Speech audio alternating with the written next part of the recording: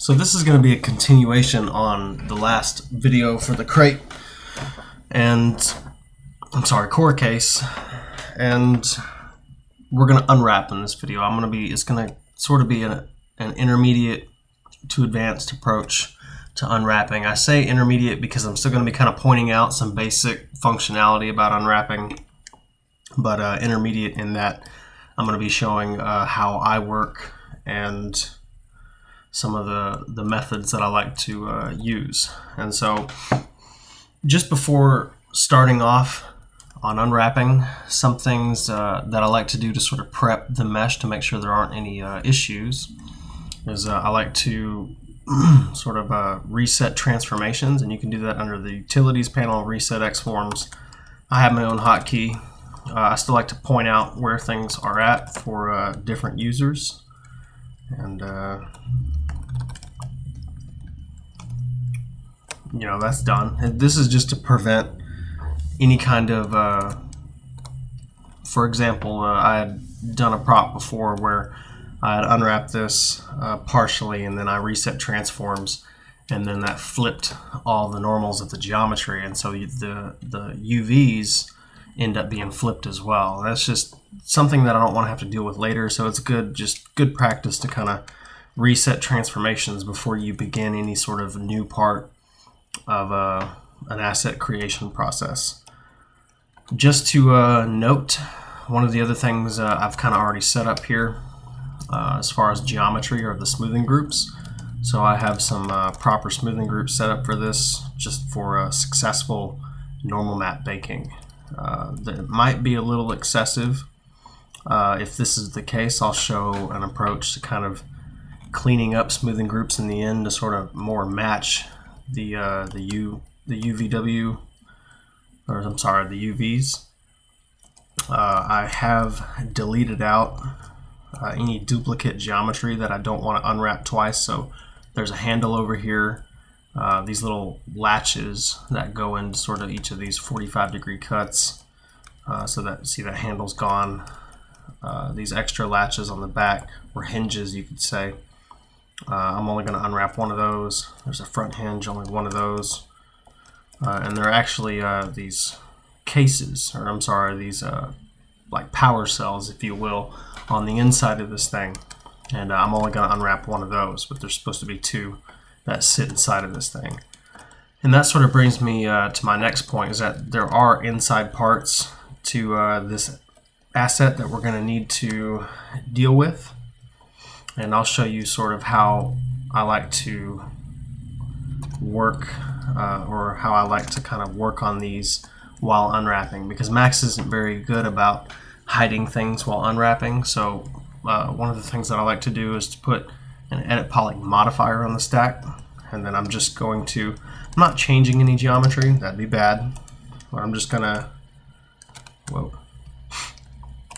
raise up and separate out a few of these pieces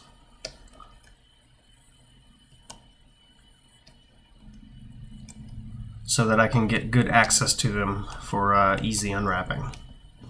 And I did this in a modifier so that I can just kind of turn it on and off. And this is just so I can kind of select polygons and make seams where I want to create them with without having to like use X-ray mode and just dealing with like a mess of geometry. The other thing I like to do is sort of prep here, and I'm actually going to put my unwrap modifier on the stack. And you see we already kind of have pre-existing seams. These seams, some of them are pre-existing from a previous demo. I'm actually going to wipe these clean because I'm showing you guys from scratch. But usually when you start an unwrap, you've started from primitives and kind of extended geometry. You've extruded. You've done a lot of weird model kind of things to the modeling tricks to get your low poly. So I mean, it usually isn't this clean, but the point is you'll have seams kind of all over the place, and we want to start from scratch. We don't want to have to stitch any strange seams together, so we're just going to start over on all this geometry. And so I have that unwrap on the stack. I'm going to select all. I'm going to select all my polygons, and I'm just, the way I like to reset is just to do a planar map. So you just hit that planar map button, turn it on, turn it back off, and you see all of my seams are gone aside from any kind of open geometry. There's no back face to the little piece, so that's why you're seeing a green seam right there. So this is sort of a good starting point to begin unwrapping, but I want to make sure that I have a good visual checker, and both figuratively and literally as far as a checker goes. And so I've already kind of created a low poly, or a low poly checker material, and that was just a checker map in the diffuse, and I set the tiling to 30 by 30. You may need to adjust that depending on the scale of your asset, but for this one we're just going to apply that, and I want to make sure that that's shown in the viewport. And this will show, it serves a couple of purposes as far as showing our stretching. You can see we have some issues here, that's completely stretched out. And it'll also show us density when we begin to pack the UVs into the one-to-one box in the end. Now, this is a continuation off of a previous asset, and what I'm not going to really talk about in this video is smoothing groups.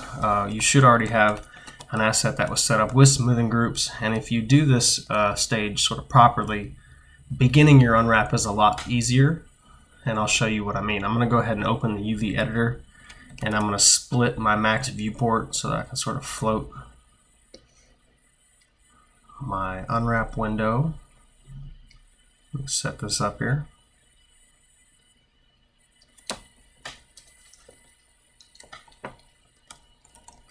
And this is sort of how I like to work as far as one monitor goes. And so with those smoothing groups set up, one of the first things I like to do is go over to my UV edit window, and I'm going to flatten by smoothing group.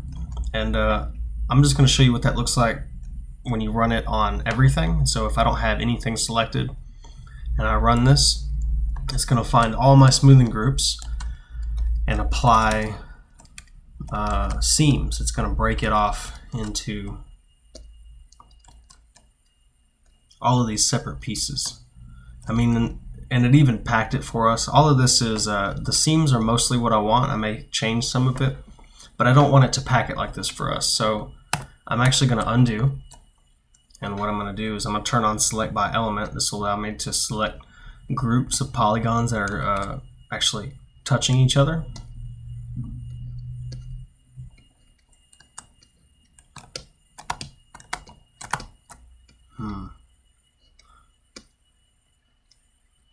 And move all these outside of the one-to-one box. And I'm going to select sort of elements here. And I'm going to run that flatten by smoothing group on each one of these elements. And what that'll do for me, let me run it on this first box here. Run that. Is it's going to sort of explode it and group it for me in a way. So I know that all of these pieces belong to the main case, and it set all my seams for me, but at the same time kept it in one little organized group for me.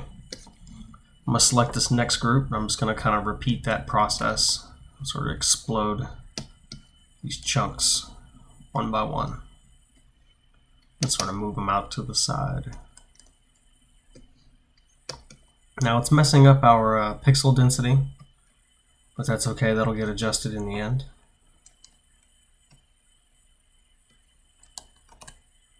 We're just taking advantage of us setting up UV seams.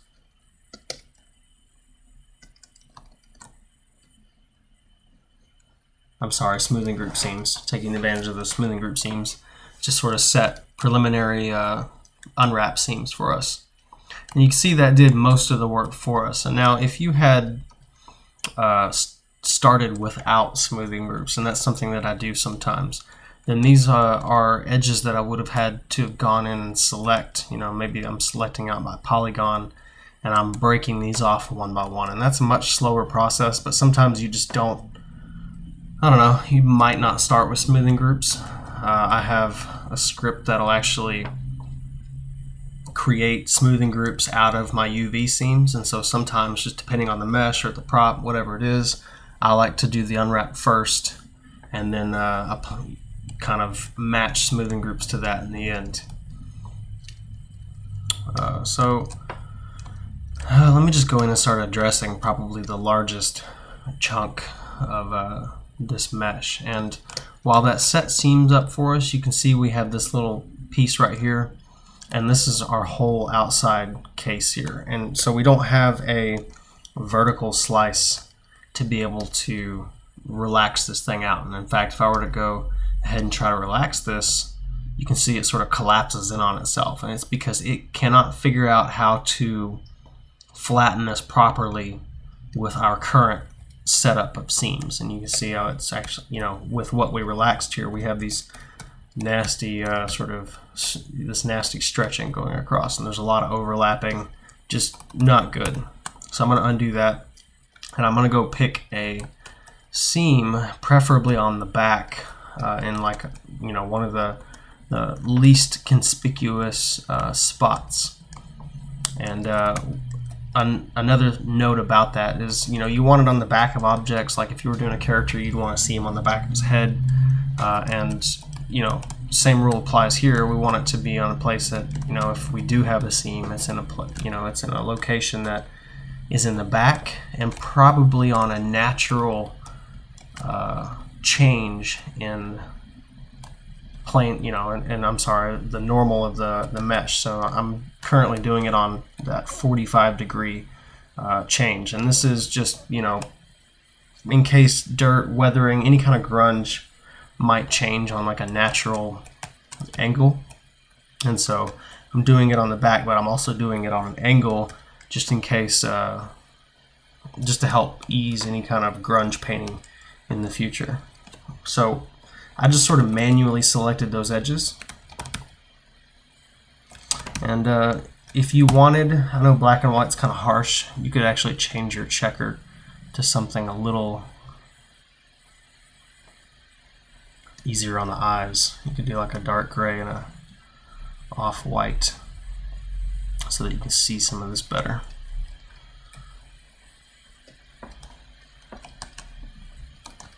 And I just selected those out manually, and I made sure to go all the way down to the next seam before, in my UV window, doing a right-click break. And that just added a seam for us. And now with that seam, I should be able to relax. And look at that. It relaxes out nice and flat for us. And we know that because if we look at our checker,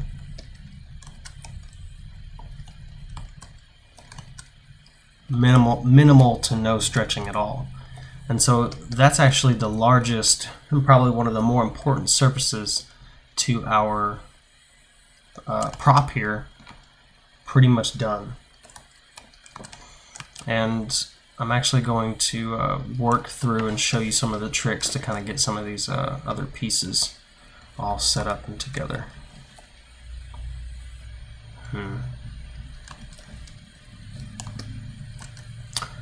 Something to note here, as I'm using the keyboard shortcut override toggle, so that's kind of like a context sensitive button, and it allows me to use sort of default hotkeys inside of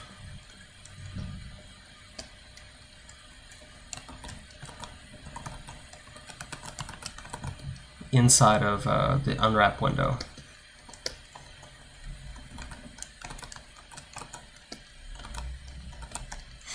Okay.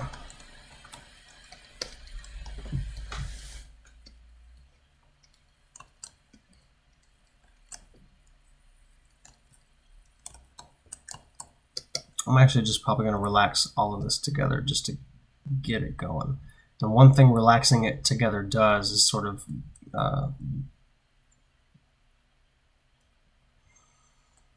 relax the pieces relative to each other. So pixel density is kind of considered when you relax all of the pieces together.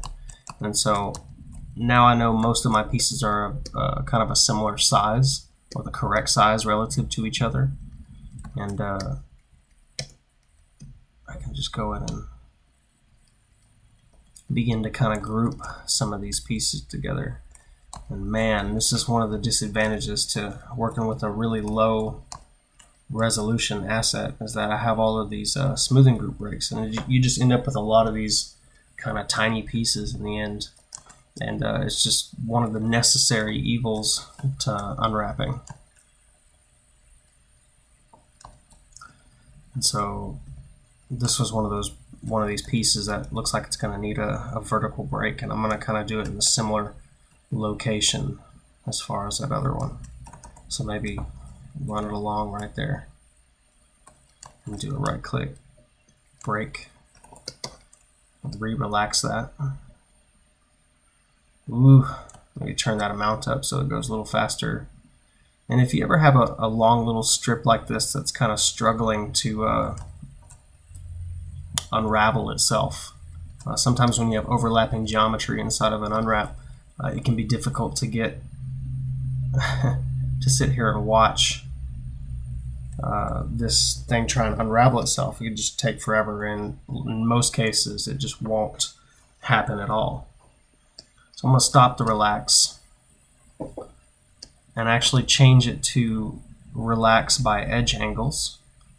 And this is usually not your default relax method, but it helps kind of unravel things. And I'm just going to turn the amount down to something real small, maybe a little bit higher than that.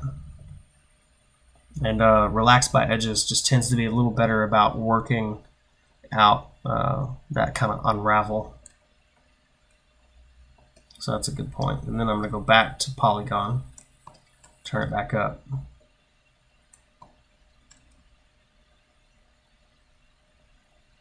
Ooh. And just to help along, I'm going to turn it and use my scale tool. And I'm holding shift while I flatten it in sort of one direction. And this is another sort of little trick to kind of help it solve how to look at how straight that is now. And so if I were to undo that a few times here, I might be able to take that raveled up piece, flatten it down, and hit start. And sometimes that can be a good method to solve, say, unraveling strips and things that might be struggling to flatten out.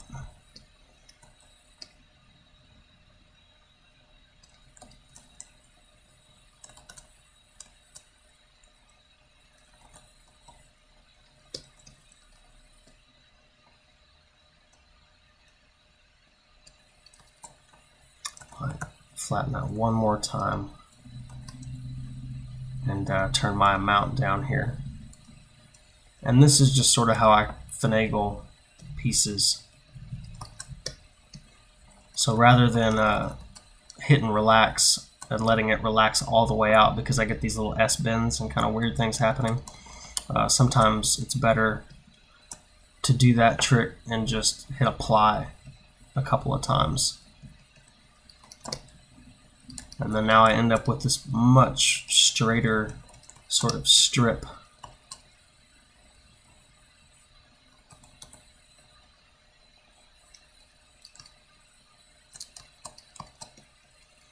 And I'm not sure if that's exactly how I want it unwrapped in the end, but for now, I think that's a good starting point. This guy's pretty much done. You can see that through the checkers in the viewport. There's not really any stretching going on, so that looks like a pretty good piece. I might just relax it one more time. Yep, looks good. It's not really not really doing anything. So that's a good flattened out piece. Let's see what we got here. And if you notice, I'm actually selecting, pieces in the unwrap window to see where they are in the viewport and what they are. Like this, selecting that group. I'm going, okay, maybe this piece. And you see that how they highlight to other parts that are connected to each other. So I'm just going to kind of group similar sections, and I'll do the opposite too. So I don't have to select it in here. I'll select it out here in the viewport, and then that looks like maybe both of those. One's on the other side, so I'll select this guy. And this is a common way to move things in the Unwrap. If you hold Control and Alt when you're on the Move tool, you can sort of, you don't actually have to grab it, you can just sort of slide it from wherever it's at. You know, I have my mouse out here and I can still move it around. Helps Unwrap go a little bit faster. But I'm going to line that up, and just if you understand smoothing groups, you'll know that I want to respect my smoothing groups and cancel out any normal map seams that would bake in the end. You know, we don't want to bake those smoothing groups in the end into that normal map. So I'm going to keep my pieces that have separate smoothing groups as separate UV islands. Just sort of start to kind of pull them in close so that it's easy to paint on in 2D space if we have to, but at the same time, maybe that piece I'll kind of group with, looks like this guy. He's still connected to that top. See, that's a smoothing group issue that we should have solved. That should be on its own smoothing group, but it wasn't, it was shared. So I'm actually going to select those and break, move those out.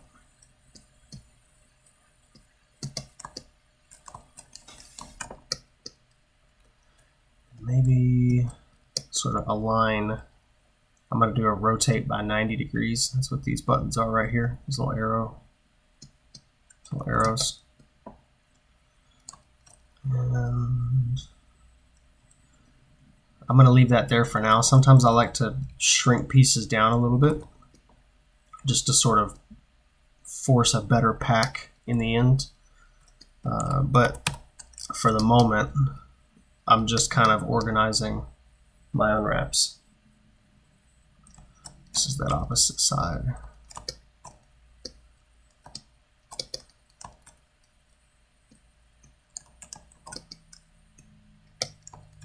Select by element. I have a hotkey for that, so I can select one end and just select the whole UV island. And that has an opposite thing out here. You can select by element out in the viewport, and then select whole chunks out in the viewport. And so the one in here will select by seams, and the one out here will select by contiguous low poly geometry. Selecting inside of, or selecting while you're unwrapping becomes important for moving fast. So that piece goes right about there. And I'm going to highlight this guy to sort of find that other blue seam to know that I need to grab him. If we look at in our viewport, that little bit right there, place that. I'm going to do the same here to find this other straight strip right there. And just sort of move that into place.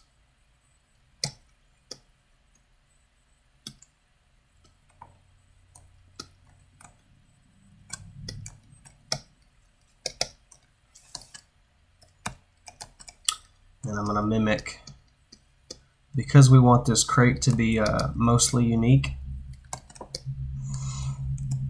This is a piece that's going to end up being done twice.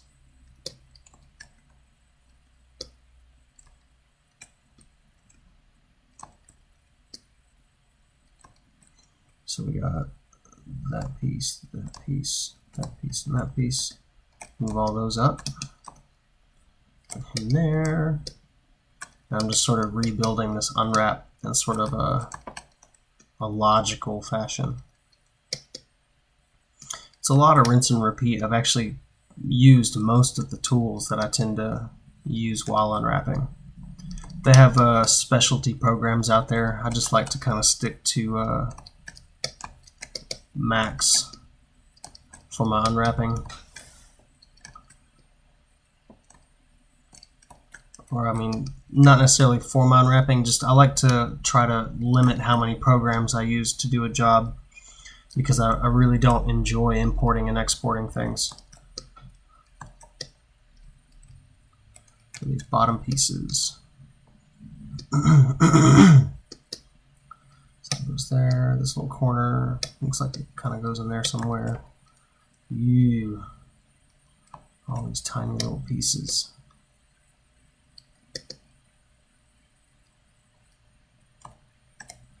That's a latch. Excuse me.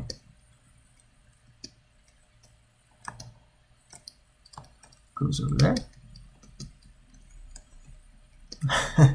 This is a little daunting, and honestly, why it can be better sometimes to start with no smoothing groups is because then you're not having to deal with all these little tiny pieces from right up front and figure out where they all go.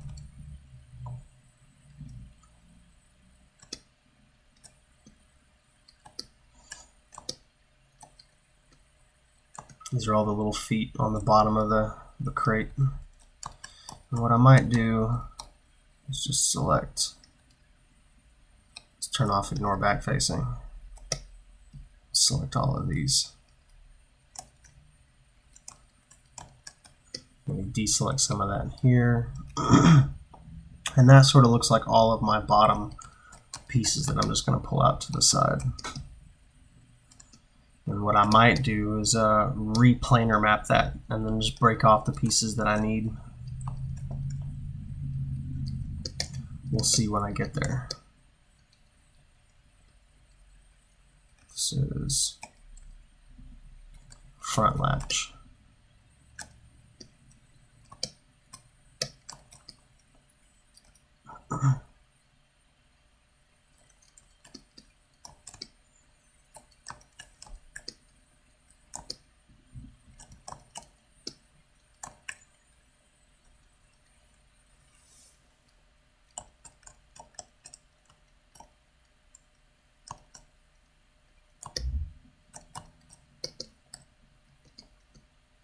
Right now I'm thinking about how I want to organize these. I was thinking about maybe doing a stitch and turn off element mode, do a stitch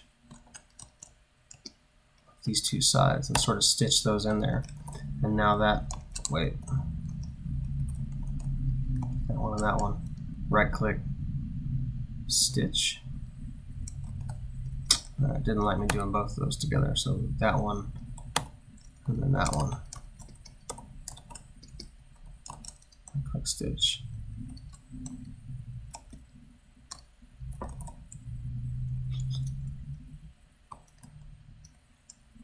And then maybe right click break and scale it down a little bit. Might be how I end up treating this guy in the end, because that would pack a lot better and it's sort of next to proper seams. In fact, I'm going to go ahead and do that for all of these. So I'm just sort of selecting one edge and I'm doing a stitch, and that'll move that piece from where it was kind of off to the side to the location. And then this one, I'm going to use one of these, stitch to source, and that sort of pulled that blue edge over to the one I'm trying to stitch to. So there are several ways to stitch, and it kind of depends on what you have selected and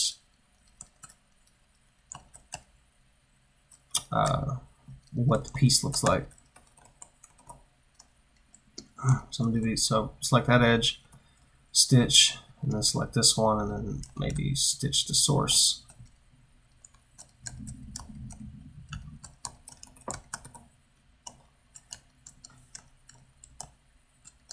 And go ahead and right click, break it back off. So as to respect my smoothing groups.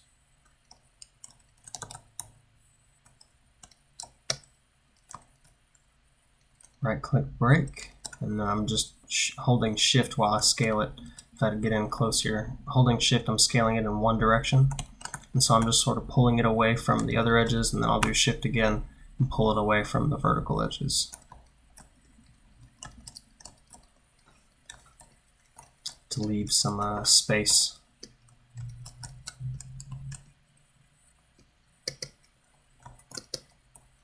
Stitch, break, scale, and scale. Now this one sits on the seam, so we're going to have a little bit of that poking out there, but that's okay. It's meant for that side.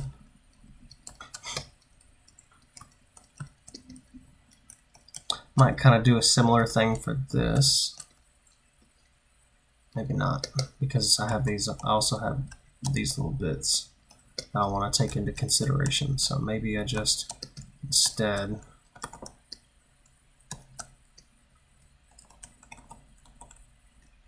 move those over here, one on each side.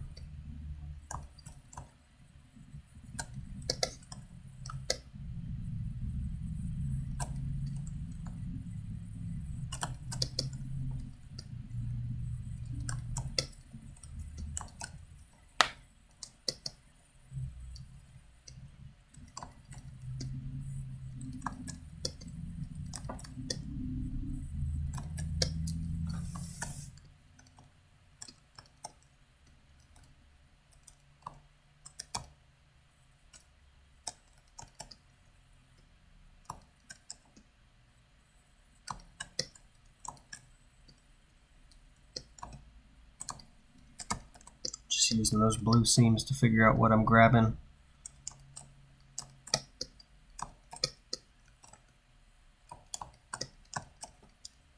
Figure out what this goes to.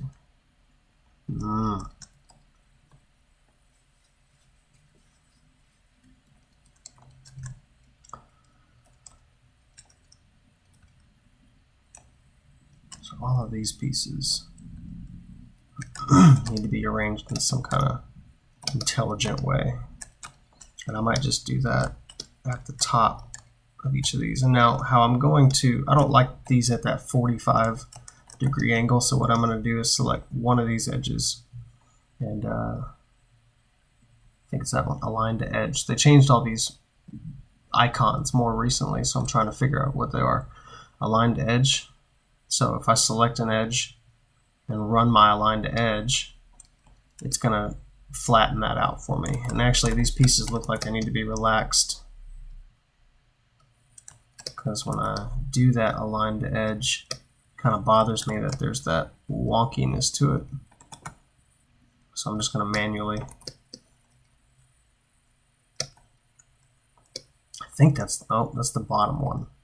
And so you can see how this edge is more pointing outward. So I think what I'm going to do is rotate it around, and then this top one, do an align to edge.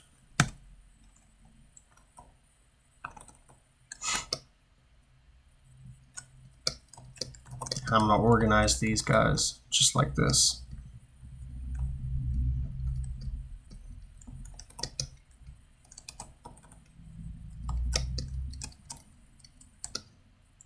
I think I'm just going to store it directly above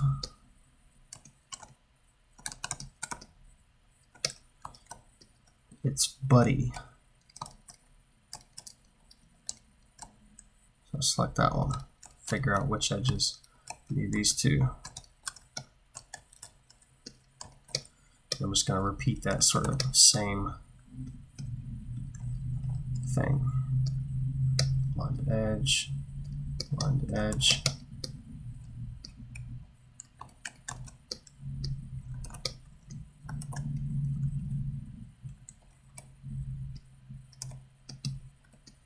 Straighten those out a little bit.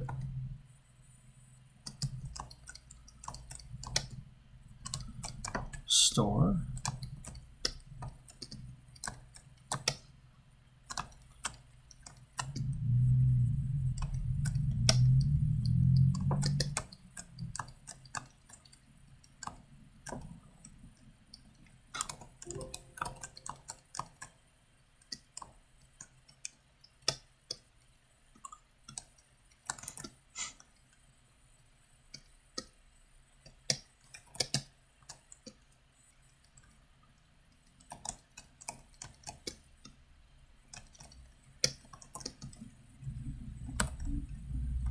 Scale those flat. Place in an intelligent location.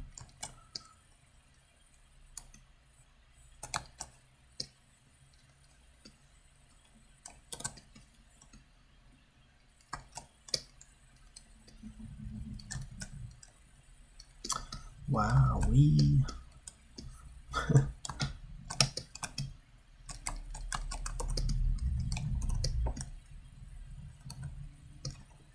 a lot of rinse and repeat here.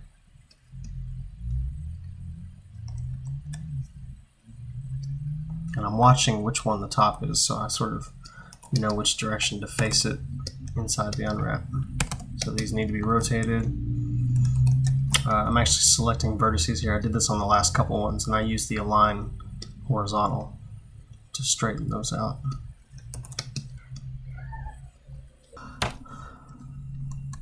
And just put these into location.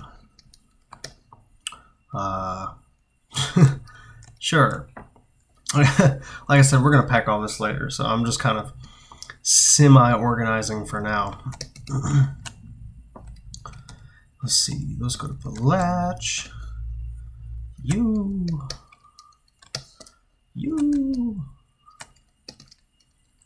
What is that?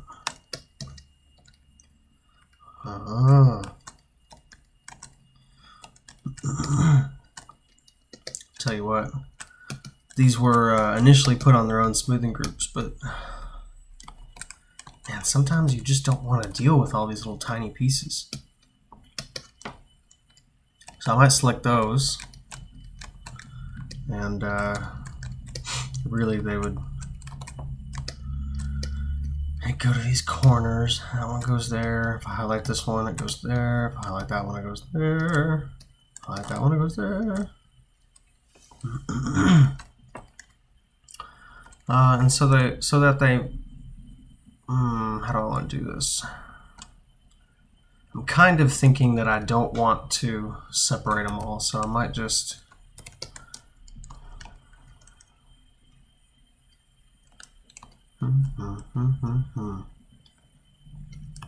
select these two edges, and I might just stitch them in, to tell you the truth. Stitch.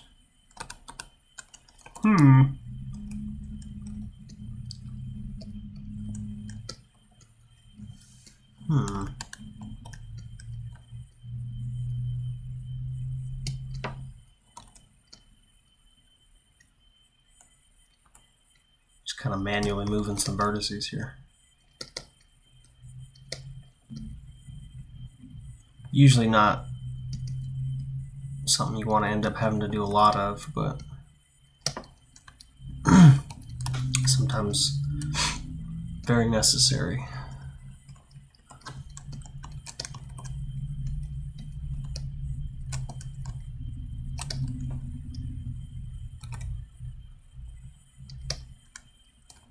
Whoops, wrong way.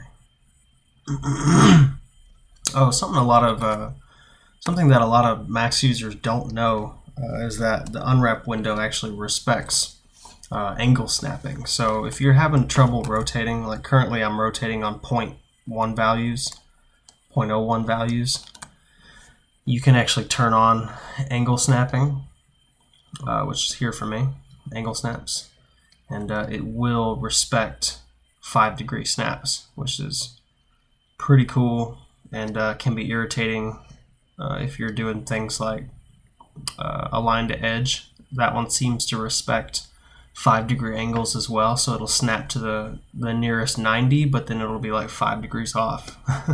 So just a little thing to note. Note, and hopefully you're taking notes. To those that should. Align vertical, align horizontal, same as scaling.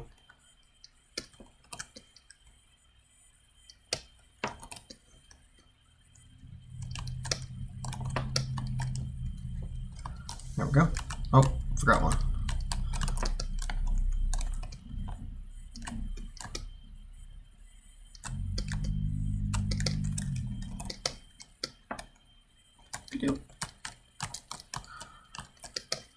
Now all of this mess. Pretty sure, yep, looks like the bottom.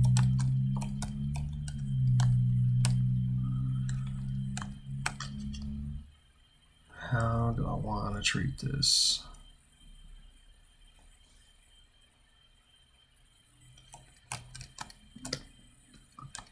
So I'm actually going to keep this, I'm not going to planar map it like I was thinking earlier. I'm going to keep this separate. What I am going to end up kind of doing here And this is how I like to solve organizing.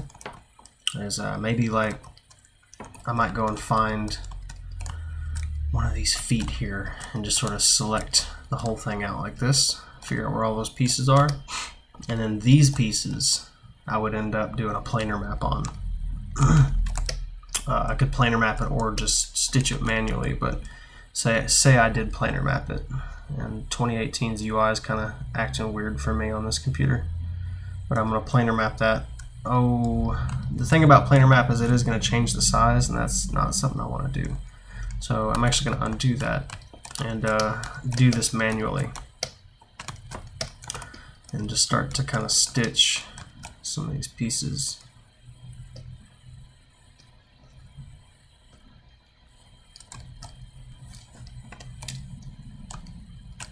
Back together. So edges. That one, that's it. So I'm going to stitch that to the source, stitch the source, and then that put the pieces kind of where they belong and in the proper orientation. And then I would just relax it. And sort of, I guess that's how it wants to relax.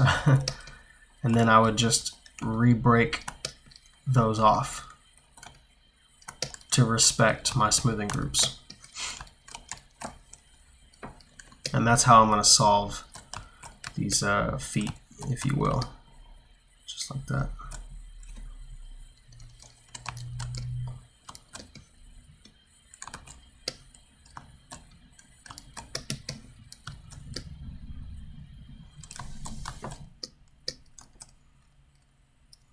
This is about the point where I'm starting to gripe at whoever modeled this thing. And go, man, probably, I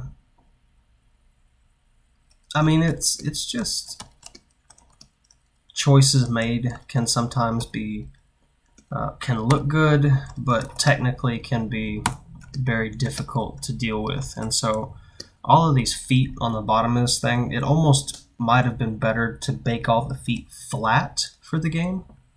I mean, yeah, it looks nice. We got these kind of interesting silhouettes going on, but really just for the low poly budget we had, probably, I mean, we just end up having to do all this work later, all the stitching and of all these feet. I mean, all these little angles that we created down here end up being quite a pain to deal with, and sometimes not really worth, you know, it just depends on how important this asset is in a game.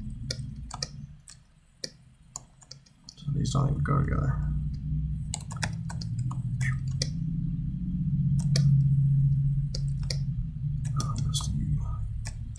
I see here I'm solving it kind of a slow way. I'll just grab these edges and stitch. No, that didn't work. It's funny, it'll actually stitch to the nearest buddy. So if I move it over here and stitch, oh, funny. Sometimes.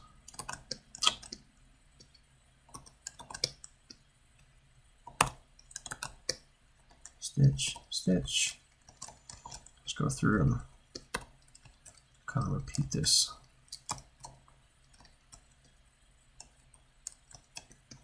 Kind of figured out the pattern here so I can start moving faster.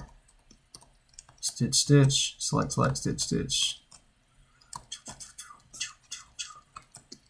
Is that connected to anything? It is. U to U. U to U. What is this piece even?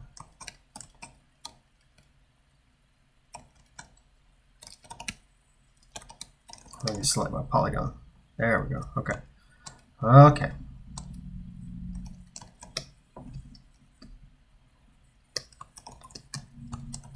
And just start kind of re-breaking these off. Maybe I want to relax it first. Didn't change because we relaxed it in the beginning. Break. Break and slide.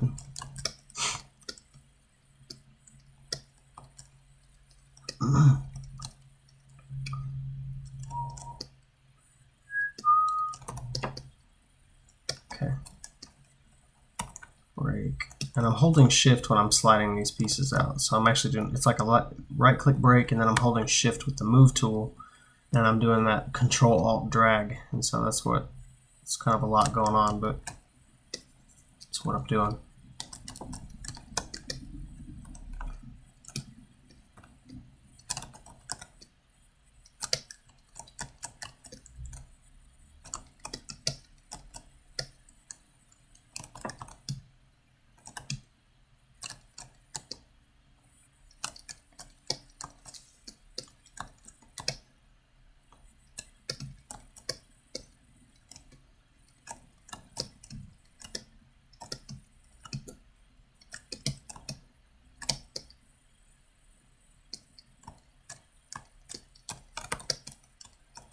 Stitch and stitch.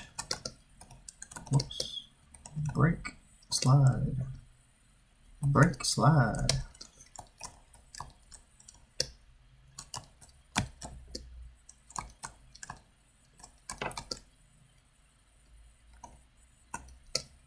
Can't have pieces too close, but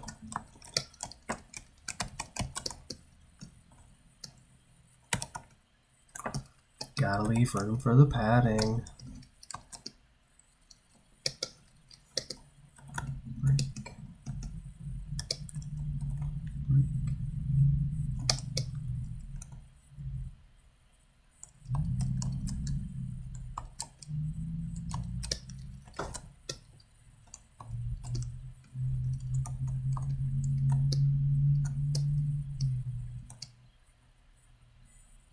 Just seeing how I might want to organize this later. Yeah.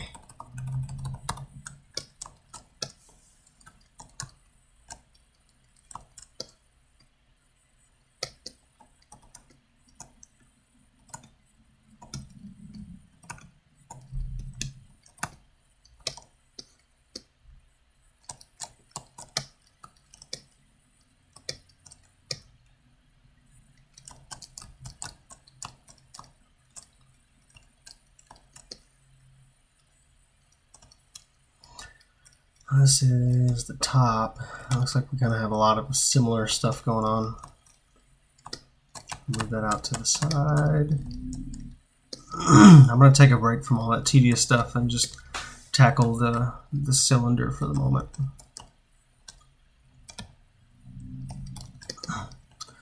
Get a little ADD as a modeler sometimes and jump around. It's okay as long as everything gets done in the end, but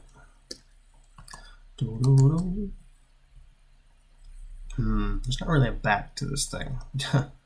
So I might just choose like right here.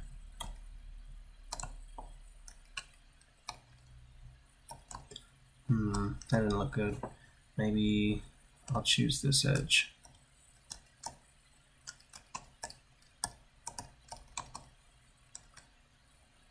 The middle, huh?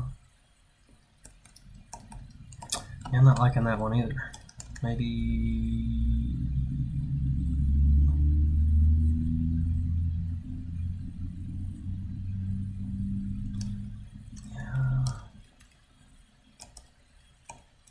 yeah, maybe this edge. So select all the way up to the green seam. Not really a great place to put the seam on this guy. So I'm trying to line it up with this. Break and relax so that it relaxes out flat. We'll probably turn the amount up, let that relax again. Ooh, lots faster. Now this guy's a little wavy looking. It'll do for the moment, but I'm going to come back and address that after I deal with some of these smaller pieces. Okay, good. Like this. Yeah, messy.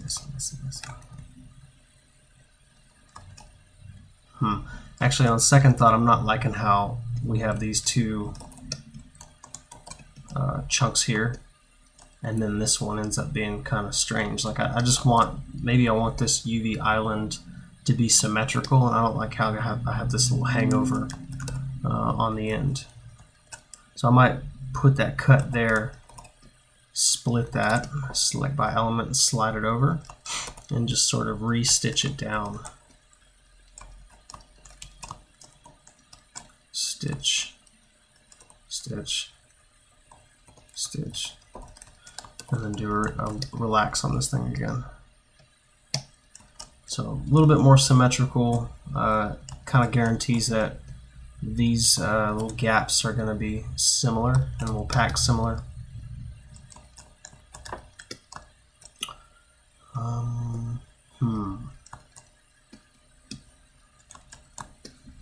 Let's go ahead and relax these out too while we're here.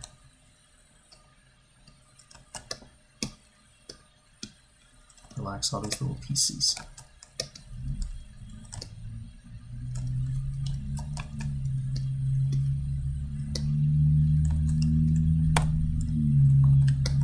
Nope. Deal with that in a moment. This is the bottom, so it's probably just going to sit right there.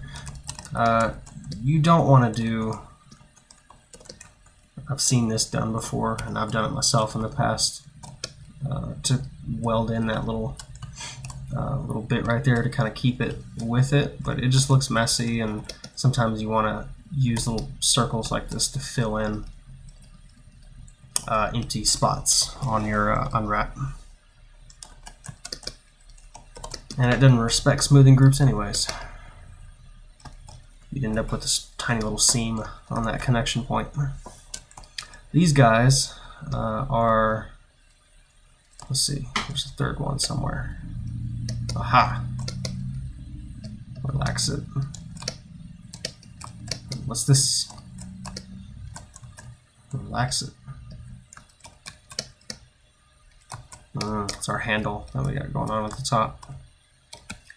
See, there's almost, like for this small prop, there's almost too much silhouette in that it's creating all these tiny little pieces that we have to deal with, but it's okay. You know, sometimes we deal with extreme cases as modelers, and we need to know how to kind of work with that. That's why I'm creating this video and kind of doing this prop, is that it's actually a real great prop to learn on. It covers lots of little issues and topics about asset creation. Relax, and then re-break that off.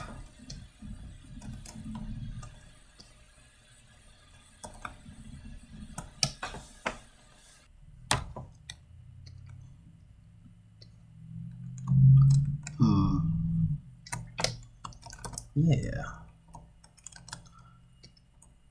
Nope.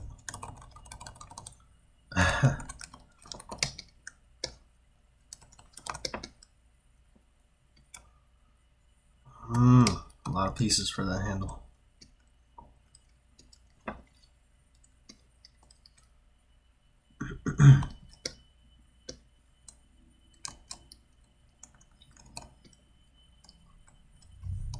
Turn it.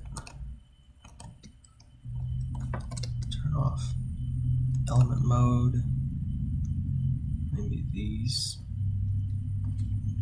And these. I want to stitch. Maybe select twice.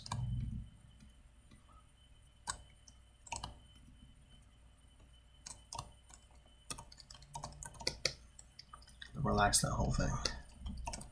Yeah. I like that a lot better. That doesn't respect smoothing groups. I'll probably readjust that in the end.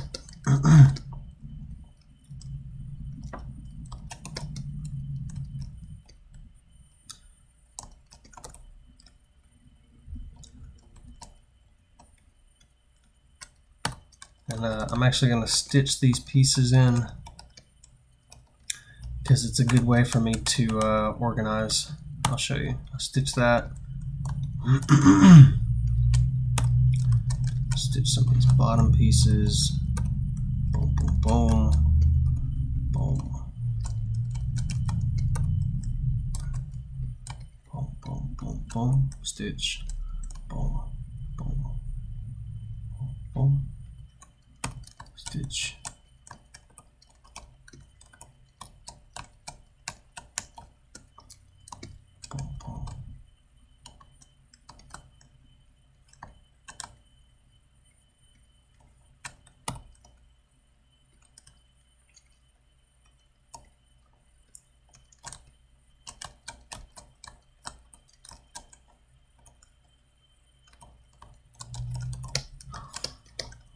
relax that.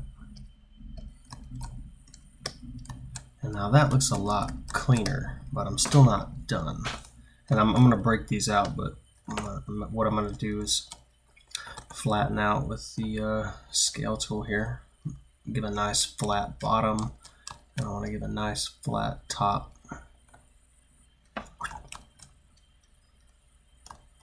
Then I'm going to select all, turn on keep boundary points fixed, and the boundary points are talking about the seams. So all those outer seams will stay fixed, and I hit start, and that sort of relaxed the inside faces for me.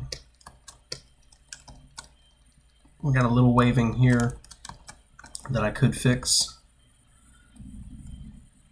and I'm going to flatten that, flatten that. It's just because it's a cylinder that it's easy to flatten out some of these edges.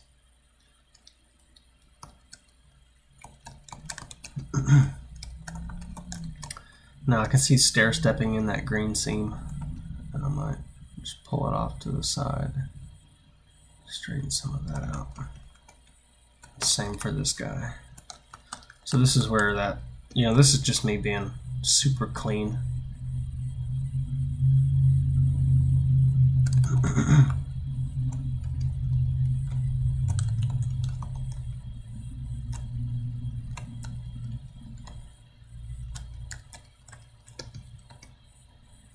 I'm trying to mimic what's actually going on out here.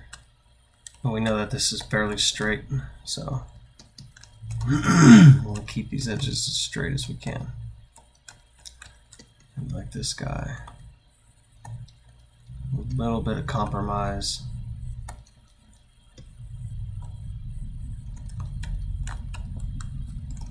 But that's not bad. And now that all of that's pretty much relaxed out, what I will do, select these faces.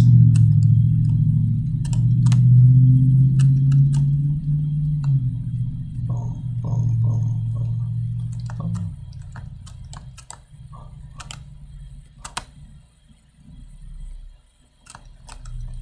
Right click break, and then I'm going to slide those down.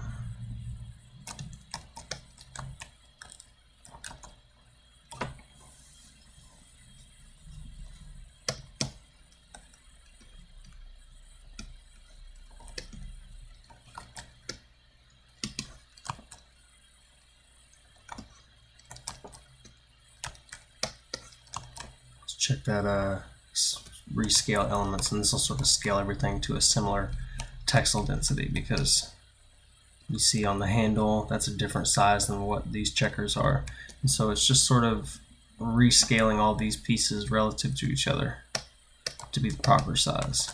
And then I'll readjust.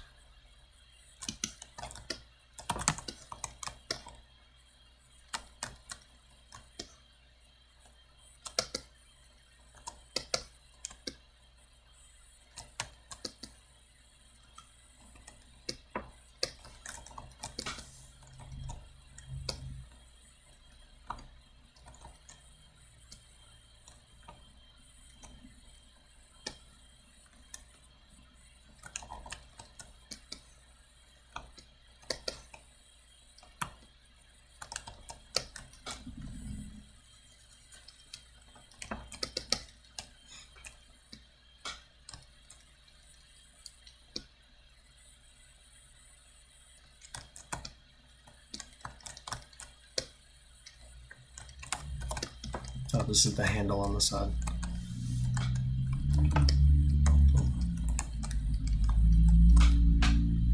Some of this stuff just ends up being mindless. I'm over here start moving some of these pieces around, and I just go into autopilot. I find myself daydreaming about things even while I'm recording a tutorial. Let's see, find the back here. Wait, why are my seams not displaying? There's probably a checkbox in here somewhere. Map seams? Weird. Weird little display bug just happened right there. I'm about to recut seams. So I know I want a seam on the back of this, or maybe right here.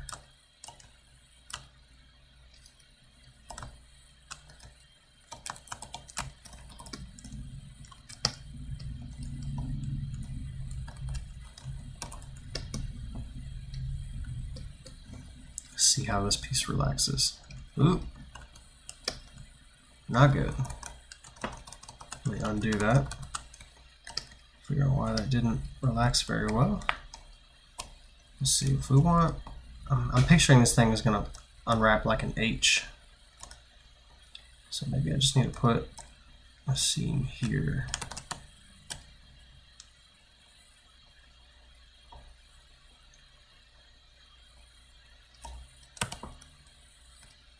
Seam. I did a break.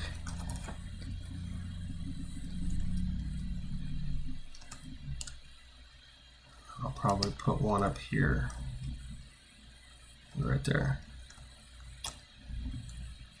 Yeah, right there's good.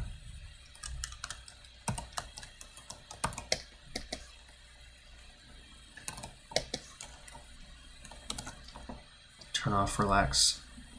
Turn off keep boundary points fixed. This thing didn't want to unfold, so as I was saying earlier, we could try a edge angles. And that seemed to do the trick. Turn it back to polygon. Make sure it's relaxed out by polygons. And then rotate straight-ish. I might just end up grabbing an edge over here, maybe one of maybe that center edge, that one, and then doing a line to edge. And that didn't help at all. And that's not because I have angle snaps on either.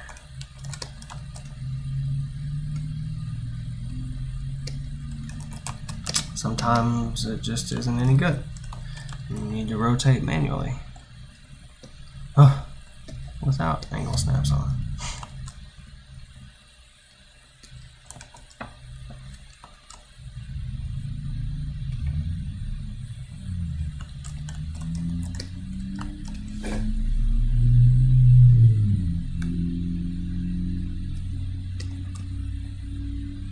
So that's the top.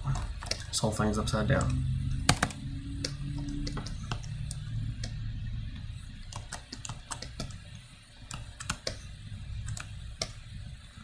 Relax these guys together. Look like they're drifting.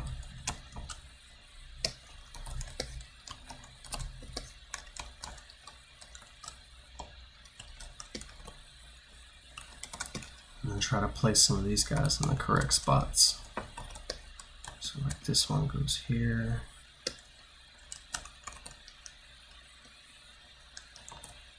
This guy goes here.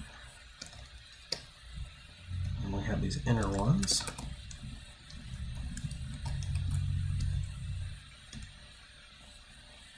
They aren't going to line up perfectly, but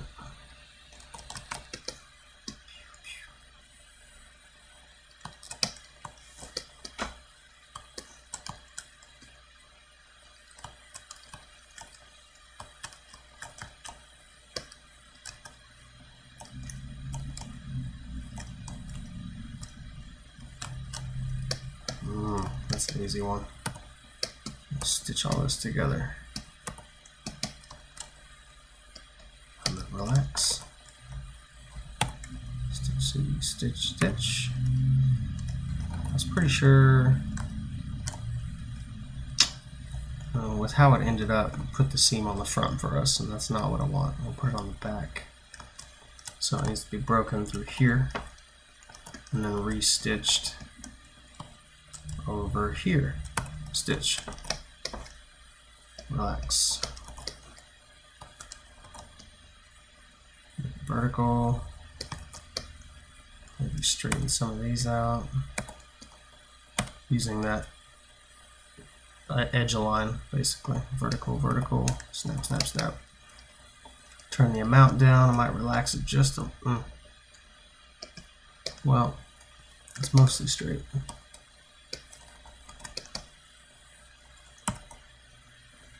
Oh. There we go, something like that. Now this scale is way out of textile density compared to the rest of the asset, but I'll deal with that in the end before we pack everything. Latch. Now this guy is just all on his own separate smoothing group, so I know this is the part that'll be most visible. He probably shouldn't. Oh no, that's correct. He needs it back. He needs it back.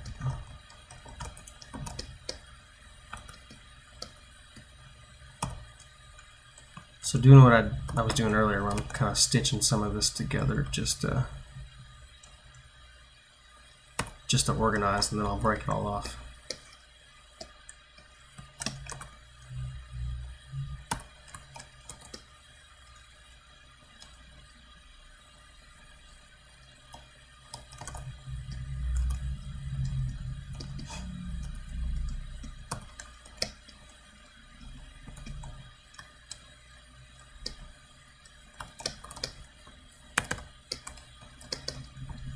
Make sure it's right side up. Break, break, break, break, break. And then that guy's done. What's this? Oh, front latch. So pretty much the same thing we just did. And I'll probably put these guys next to each other.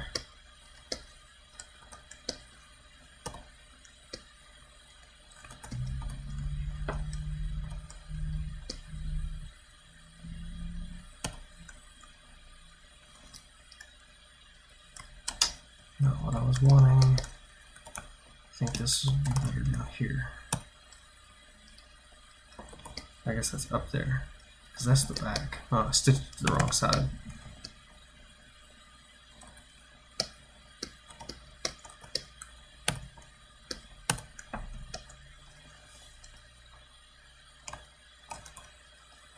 I want that face attached to the actual main chunk, the front part. It's going to be most visible. Not attached, but sitting up top. So I'm about to deattach it. Unattach. Detach. Deattach.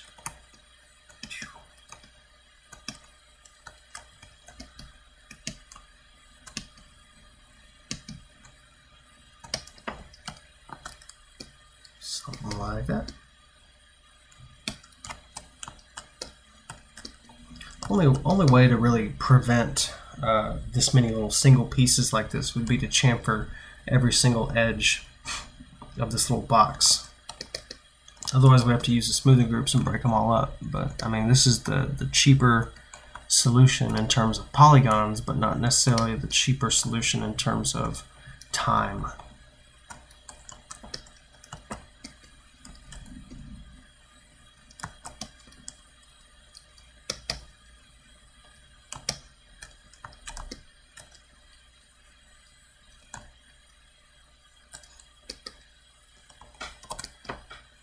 Not happy about this long strip like this.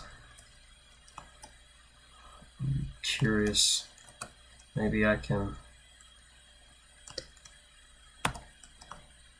attach to the inside. Basically I just grabbed both of those pieces and said stitch, and then I'm going to relax it to see what happens. More!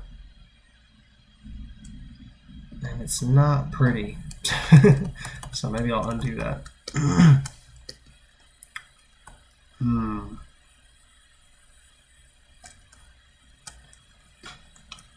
This might be where it'd be necessary to add a seam that doesn't have anything to do with smoothing groups, but might help pack things a little bit better. And so I'm just going to experiment here for a moment. Maybe I want, see, it's going to connect to the inside. This is the base of this. Maybe I can kind of make this look neater if, let's see where this lines up. If I select an edge, okay, so I'm way off here.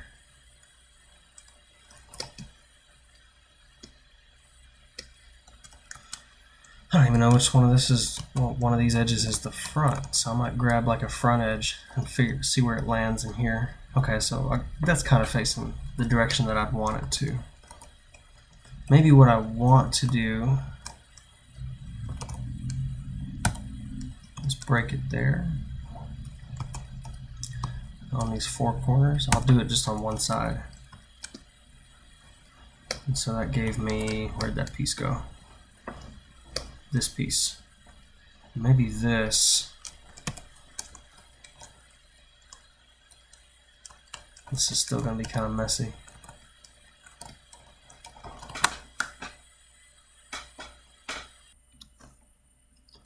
This may not end up working, but oops.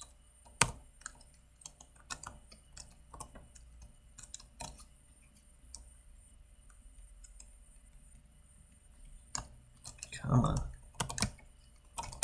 Let's see what this looks like. Yeah. I don't think I'm going to like how that comes out in the end.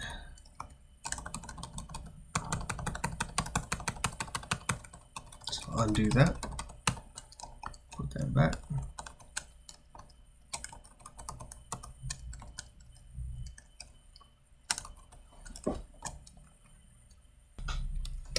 And I'll just have to figure out a way to pack this better.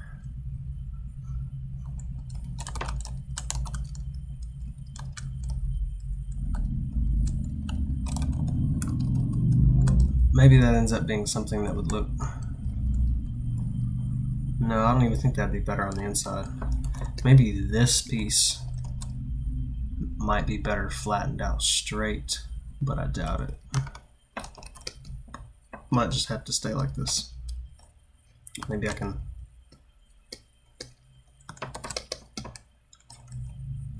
simplify here.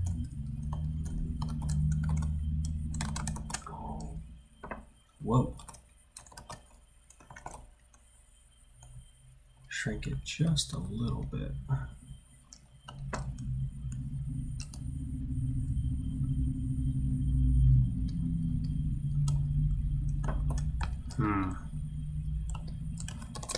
Looks like something got moved here. I'm going to take these vertices, just slide them down.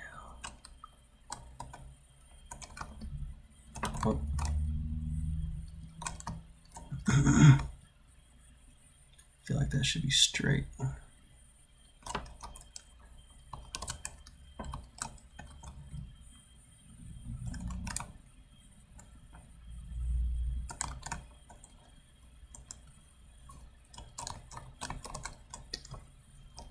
This is how I'm cheating to kind of fit this piece in here a little better. Yeah, I'm squashing it, but it should be okay in the end. Boop, boop, boop. Boop, boop, boop, boop.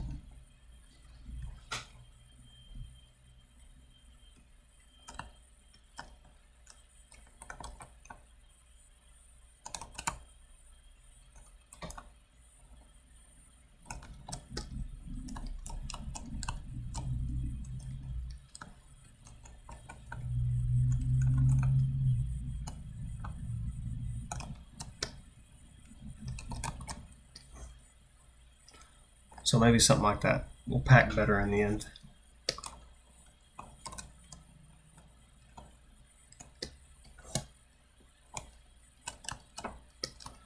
And then these corner pieces, really a hassle.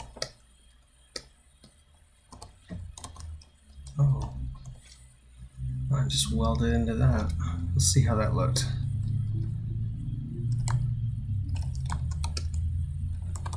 I mean, you know, let's might just roll with that.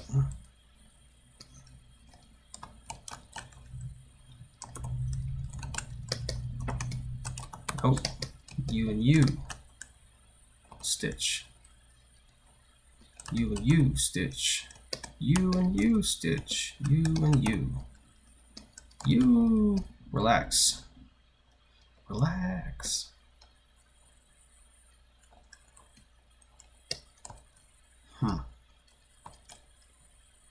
That's not very pretty.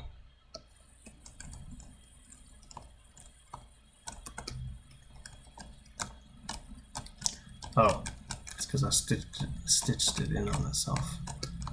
Maybe front latch, hidden seam, not necessarily hidden, but a better placed right there. Break. Let me go in here and fix whatever this nonsense is. Stitch that back to itself, and then relax this whole thing again. And I could wait a couple of hours, or I could smash this down. Smash, relax. Smash, relax. Let me try it by the edge angles a little bit. Good. Back to polygon angles, and I'm going to smash it down again. There we go.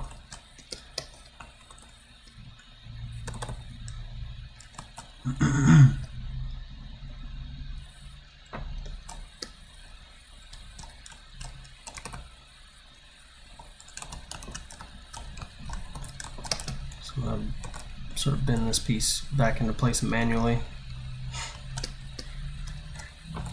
You two.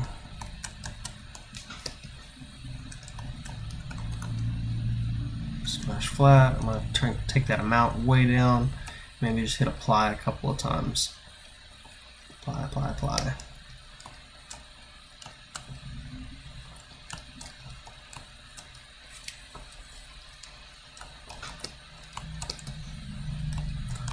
You can't get rid of all stretching, but you know, I mean, you would just spend forever trying to get rid of every bit of stretching. It would take too many seams, too much time, and so a little bit of stretching, a little bit of issues in the unwrap, I'm just gonna kind of be okay with. I'm gonna leave it, and I'd call that piece kind of okay.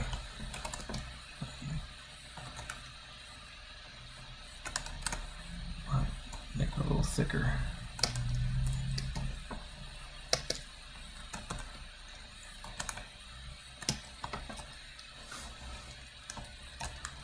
So I got most of that solved. We haven't touched the lid yet, honestly. This guy. Messy, messy, messy, messy. So I'm going to try to do something similar for these pieces. So we kind of remember what this was like as far as these guys go. It looks similar, you know, similar shape. I'm going to treat it the same. So turn off unwrap and just go in here and start stitching some of these pieces into place. Maybe I want to relax this stuff. Yee. Okay, let's deal with that top lid. I'm going to leave that guy to the side. Do not forget that I stitched it together though. I think I just want to tackle this lid for the moment. Now here might be a case where I could use a planar map to really just speed up the process. That would be, I know that this guy pretty much is what it is, but I just want it from the top. And so rather than to try and wait for it to relax, what I could do is just planar map it. And it did planar map from the top in this case, but other cases you might want to hit Z to tell it, force it from the top. And then turn planar map off, and now it's at least facing the right direction, and you can hit start. Look at that. Pretty much done for the most, except for we're missing. Why is this? Oh no, that makes sense. Let's go ahead and do the same for this side. detach that.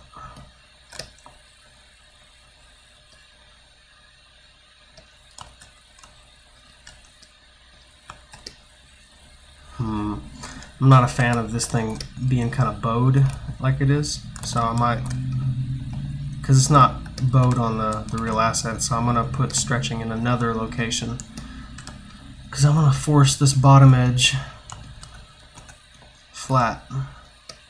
And same for these. I'm going to force all of these up here to be flat.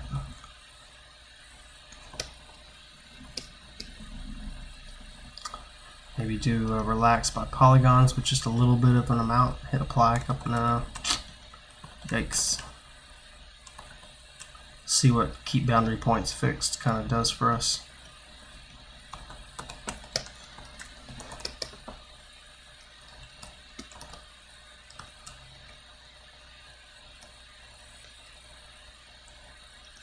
It's looking like we're going to need some more seams.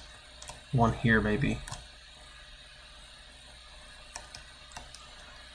This won't be fun to paint across, but it'll relax a lot cleaner. So I'm not going to take those all the way up. I'm going to try first to put the seam here. If it doesn't work, I may have to take that up one more edge to that edge.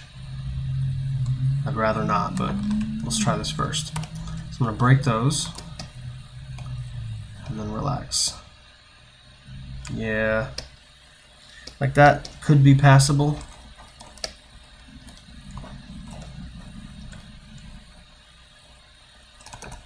But I do want to see what this does for us. And I mean, at this point, we might just take off that whole side edge.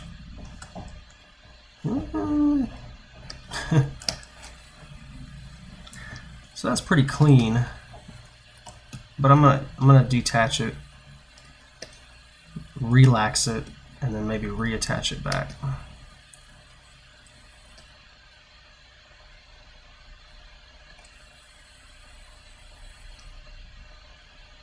Okay.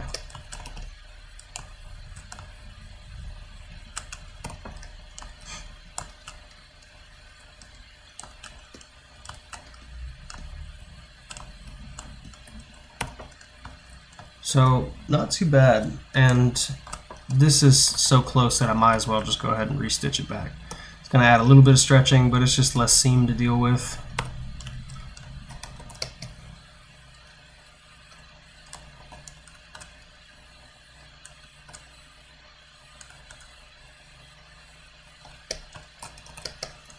And I might just leave it like that. And in this case, it looks like we have room to stitch this down.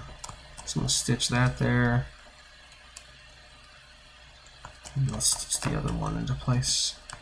Stitch. Do another relax. And then to respect those smoothing groups, I'm going to break it and slide it out.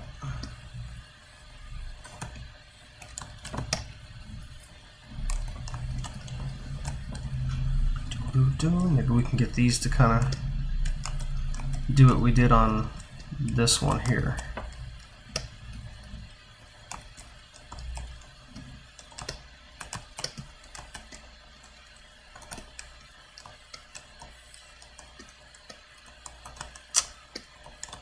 I don't want to move that location, so I'm going to go over here and do a stitch to source with the right one selected, of course. Stitch. And so regular right click stitch, that's what I'm doing to move it into place, and then I'm selecting this edge and doing a stitch to source. So I'll just kind of rinse and repeat that. Stitch, stitch to source, stitch, stitch to source.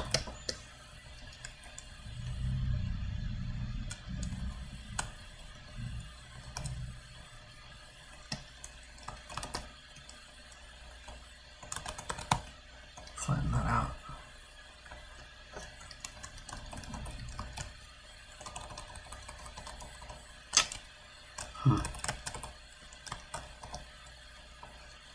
Break.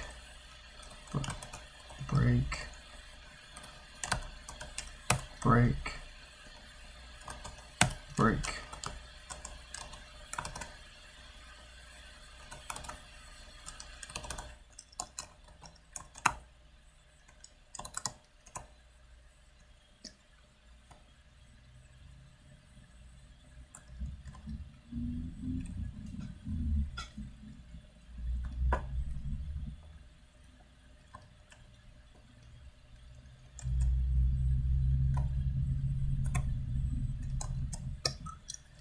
This isn't the prettiest, but it's artist friendly,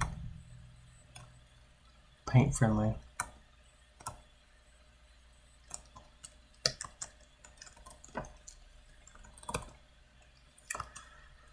What is that piece?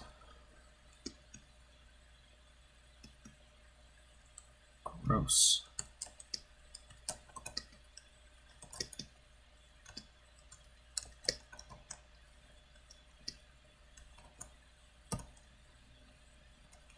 I have to redo those pieces.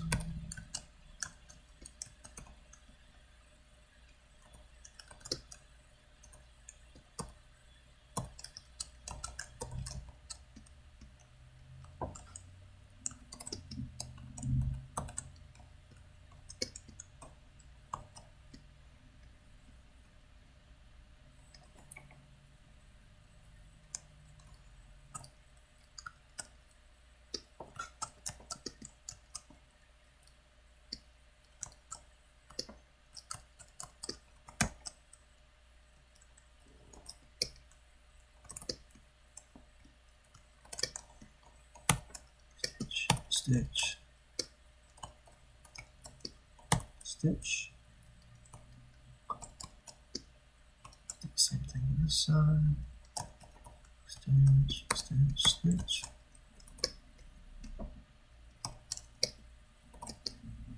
Break, break, break.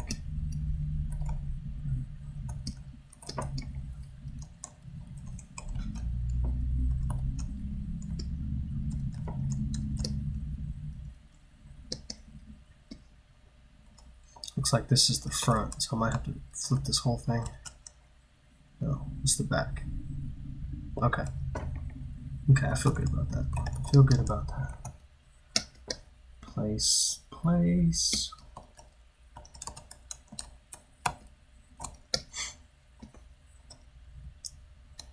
Inside, we do the same thing that we did on the case here. And try to sort of fit this into place.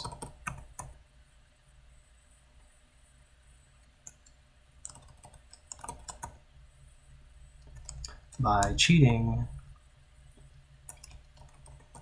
so I'm going to do squash that direction, deselect, do a squash that direction, scale,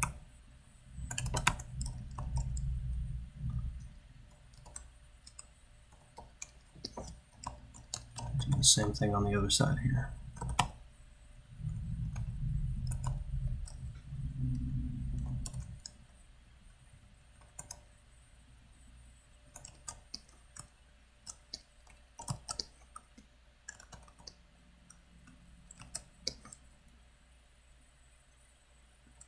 Looks pretty good.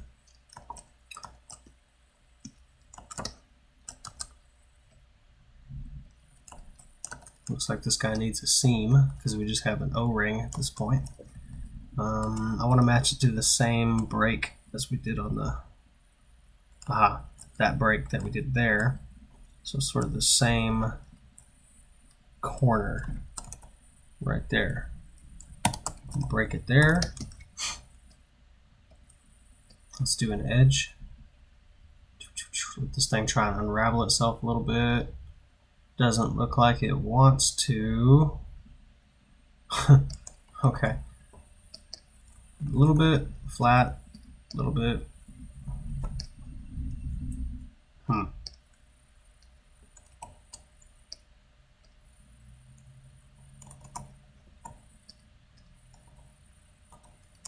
In cases like this, if they're all quads, you might be able to get away with, and it does kind of look like they're all quads, you might be able to get away with a straighten selection.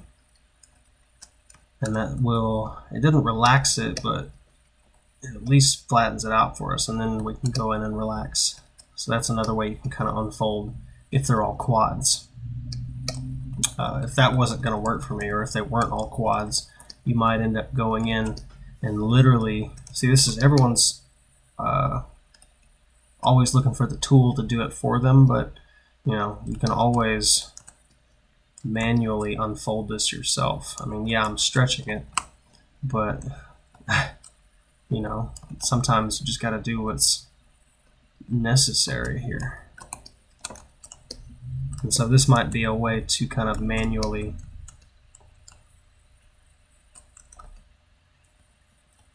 unfold this, just one by one, sort of pull them out so they're not overlapping.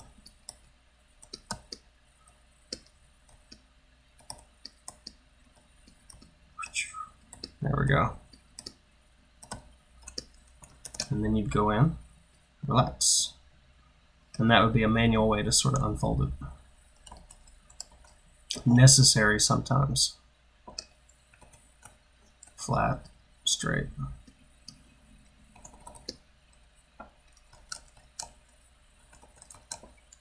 Shout out to Brett Briley, honestly, for showing me that trick right there, that squash.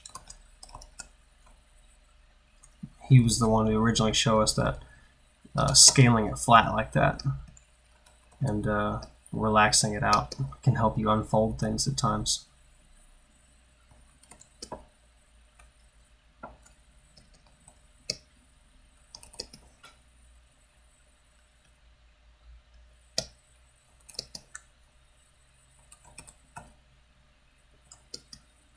I don't know, what's that visual bug right there? Zoop, zoop, zoop, zoop. Whew, all of these. Same thing we did with these little guys. I mean, really, I could probably pull these out and just, the cleaner method, I guess is what I'm saying, might be to do this. And now that I'm kind of wrapping things up, I'm feeling like this might be the better solution.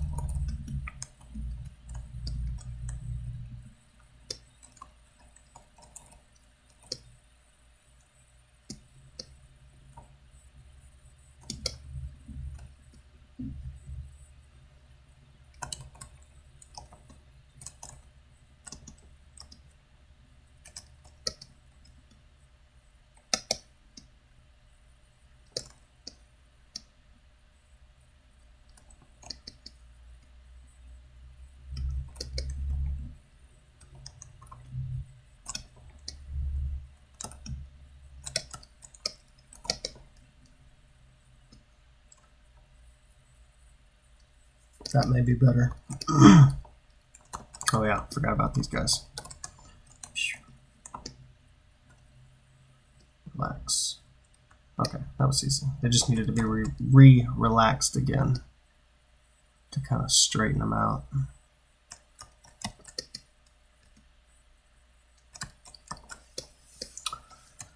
Okay. So at this point, I think I'm done with needing to select things out in the viewport. I might just full screen this. Oh. It's popping my wrists. Tedious things. Tedious. I have a buddy at another studio, and he was, I was asking him about his, is he ever getting any wrist pain? And he was like, yeah, only when I'm unwrapping. Yep, sounds about right.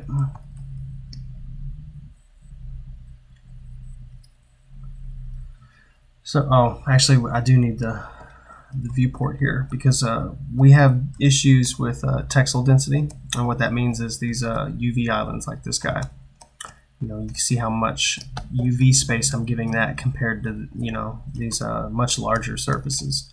And I could just select all this and do a rescale elements, but that tends to throw all of our pieces, or all of our UV shells, islands, whatever you want to call them, all over the place. And so that kind of destroys all of our hard work. So I don't want to do that. And instead, I'm going to do this the old-fashioned way. And that's to do this by eye. I used to have to download scripts until Autodesk built in this rescale elements, but before that, you just scale it to use your eyeball using a checker map in the viewport, and just sort of scale it to till they look about the same size. Something like that. And then maybe the lid here. I'll do this latch. Both these latches.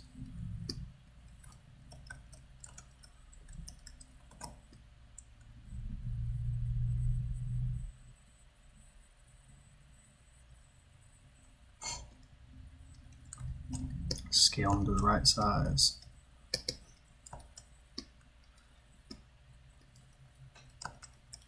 Do want to make sure that outer lid and inner lid are kind of similar. Or sorry, yeah, outer lid and inner lid. Looks like that needs to be scaled to about like that.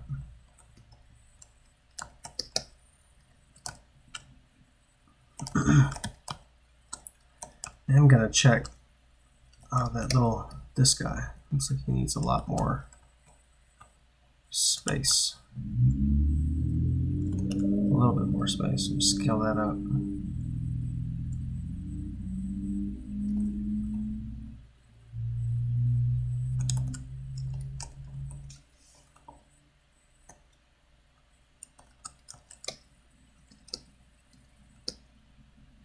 And I'm sort of preparing to pack all of this into the one-to-one box.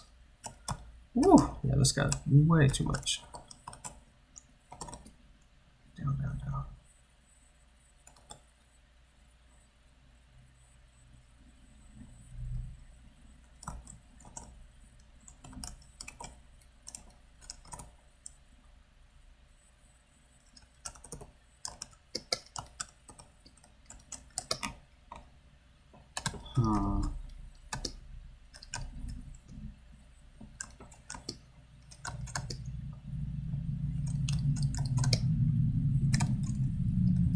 I know that this guy is a little gold piece, or is going to be of similar material to the latches, and so I'm just going to kind of group it with that. Treat these guys the same, and probably, no, that's probably the same size. No, actually the lid and the body are two different sizes. So I'm going to grab this, use my eyeball, scale it all together so that all of those lid pieces sort of match the body. We'll do the same for the cylinder over here. Looks like it needs to be scaled up a bit to match.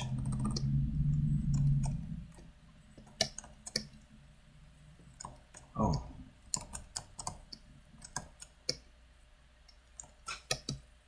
Who's this guy again? Oh, the bottom. Right. Right.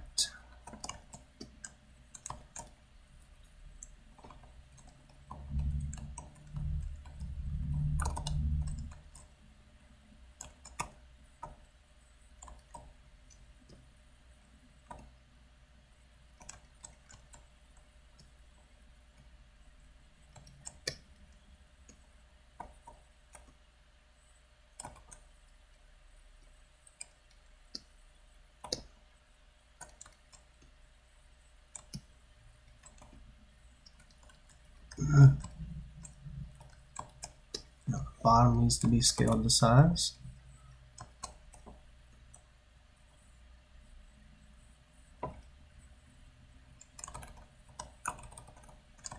And that looks about right. Whoops. Whoops. Ooh, I got some overlapping here that I didn't see before, so I'm just gonna just kind of slide some of these over. I'd rather have stretching than overlapping UVs in some cases. Something like that. Oh. Finish this out. There we go.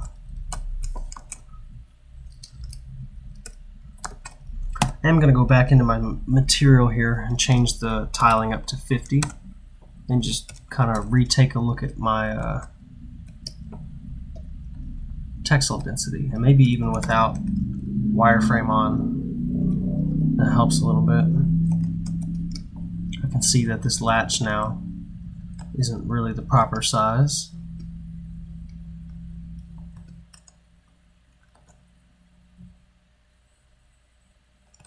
Or maybe it is, and then this guy isn't the proper size. He's a little too big.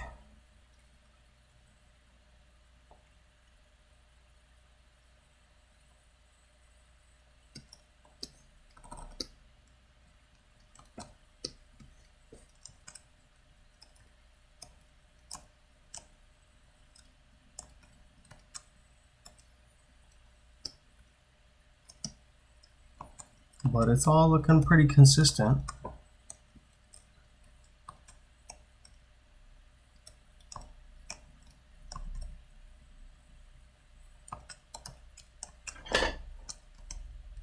Just a little stretching there, it's okay.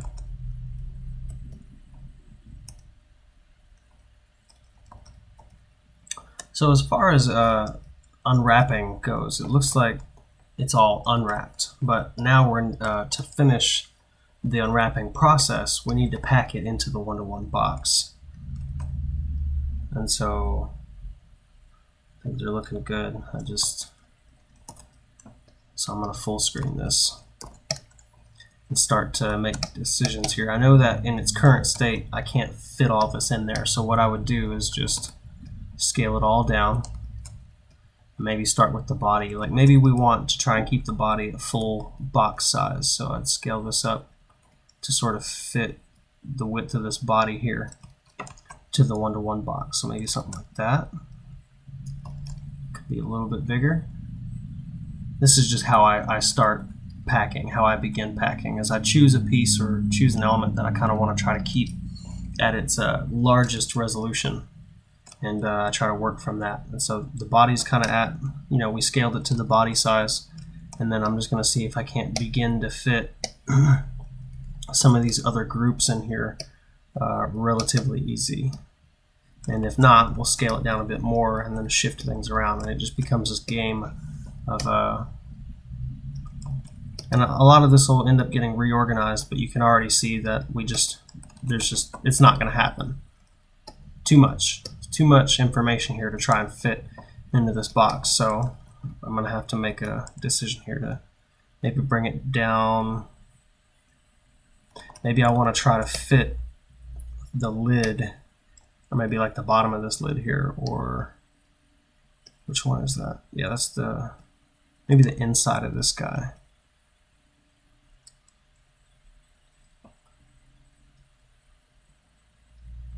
What is that? Okay, that's what I was looking for. Oh, that's the bottom. I see. So maybe we want to try to fit this guy. Whoops, don't scale it. I'll scale it by itself anyways. I'm going to try to fit him on the side here.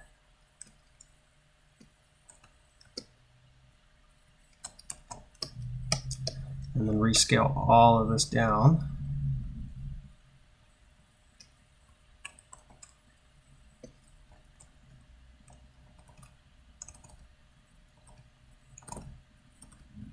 To sort of fit both the body of the crate and the inside wall to wall, and that may give us the proper amount of room here.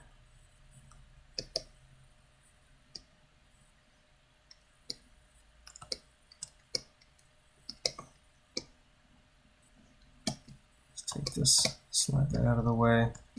And this is where I might end up having to begin shuffling some of the pieces up.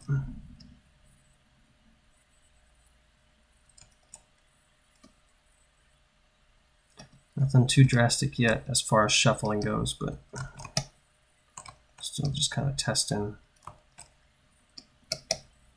the space.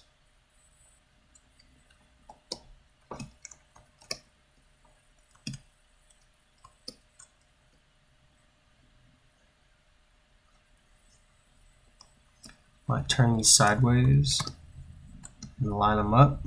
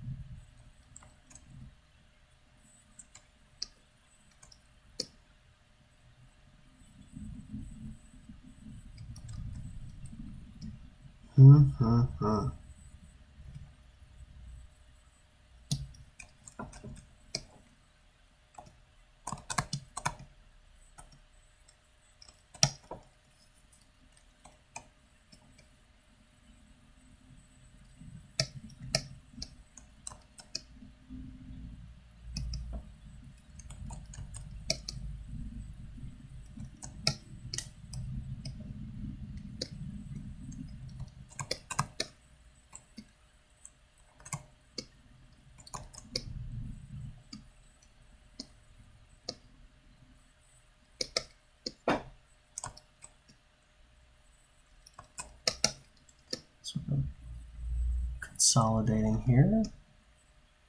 Leave that right there.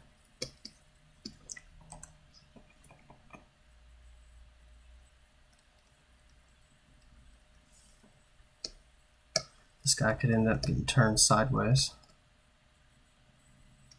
So that's almost looking pretty close. That sits on bottom.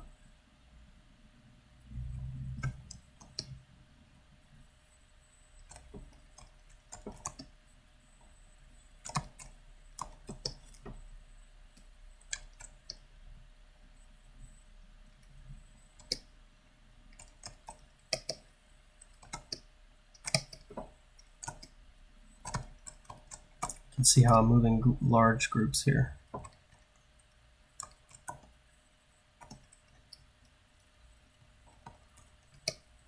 So I might have to, or I'm probably going to have to move these. So I'll keep them together. Same with that. These all belong to the main part of the crate. So I'm going to try to keep them together if I can.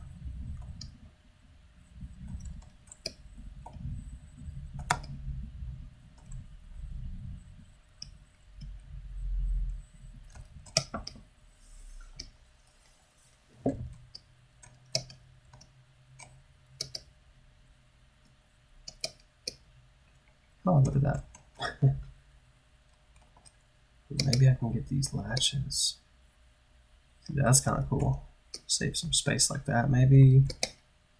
Like that.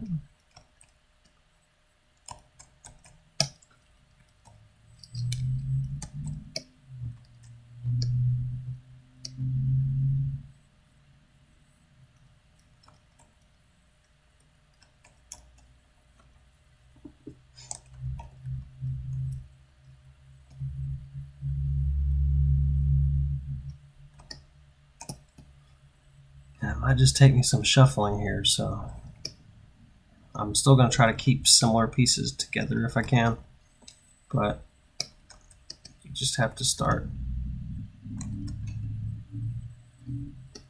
making choices here to fit things better.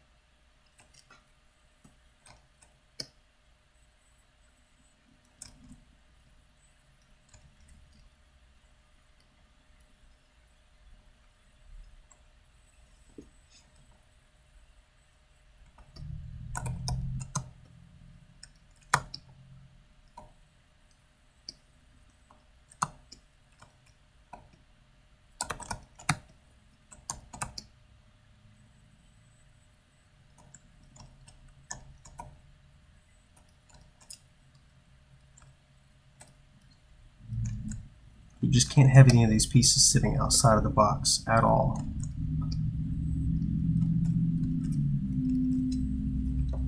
Like that guy. Not okay. Don't tell anybody I did that.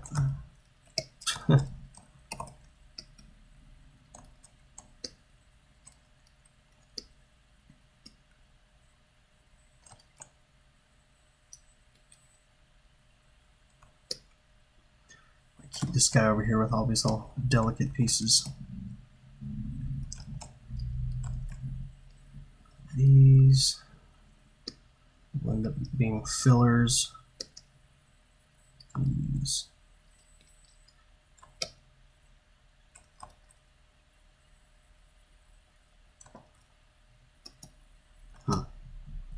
Leave those there for the moment.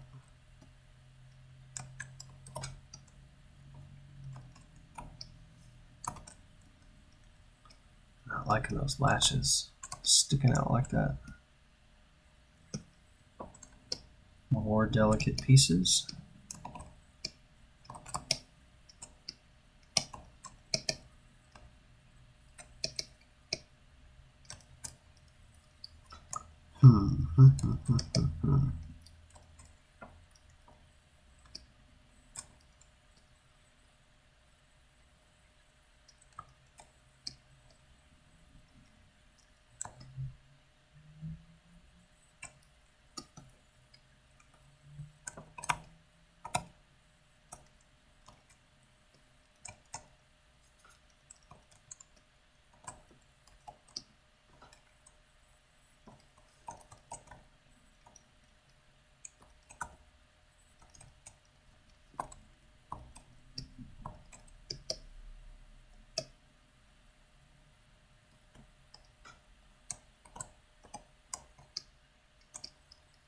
One, two, three. So I'm going to stack them something like 1, 2, 3. Ew.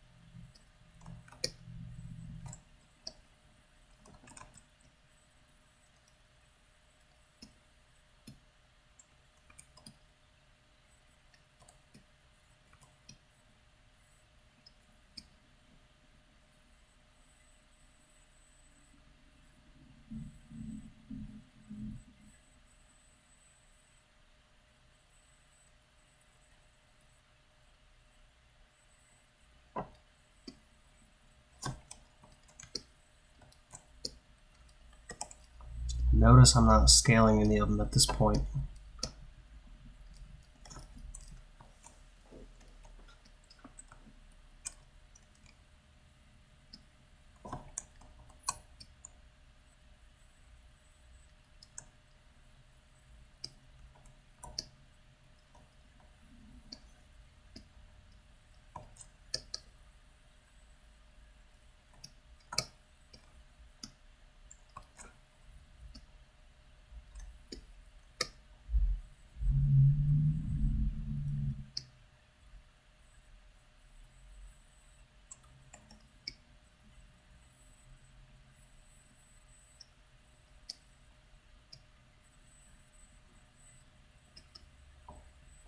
Sometimes you find that when you're packing, I wouldn't say it can be hopeless, but you may need to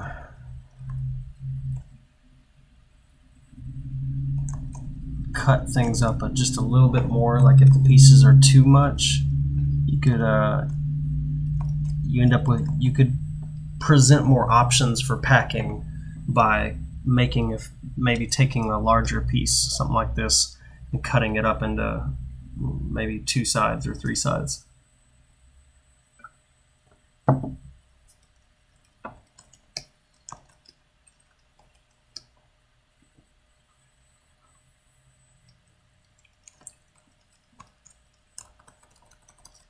Yikes. Let's see. There's a lot of pieces here. This is really just honestly, this is why they're trying to find algorithms these days. Programs that'll kind of auto do this for you. And it's getting better, but it's still pretty manual for the most part. Which is why you still find people doing what I'm doing here. Still very relevant as far as technique goes.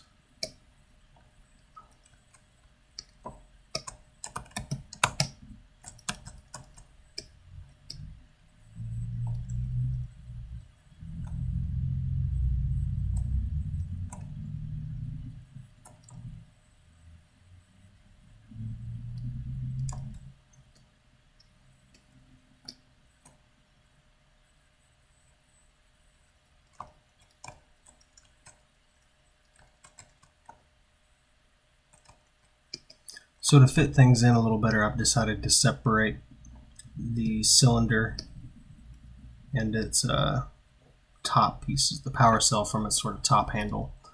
Kind of pack those in other locations. This I might want to move.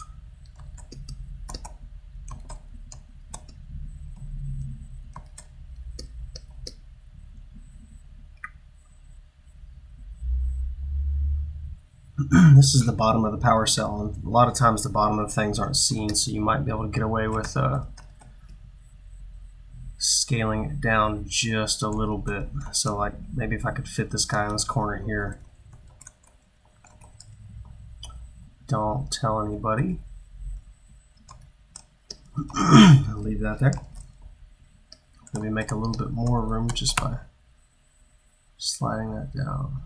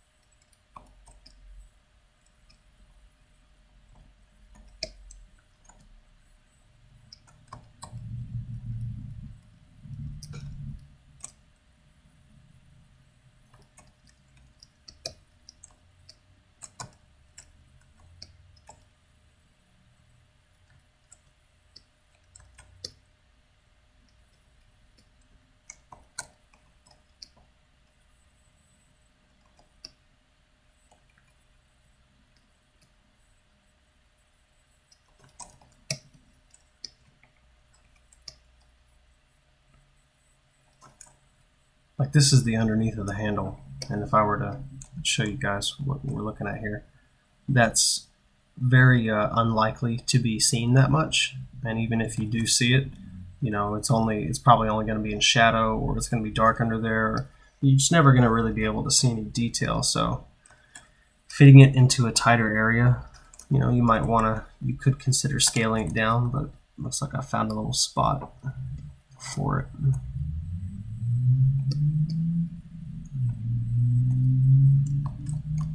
That tends to be bad practice, so it's only when kind of absolutely necessary.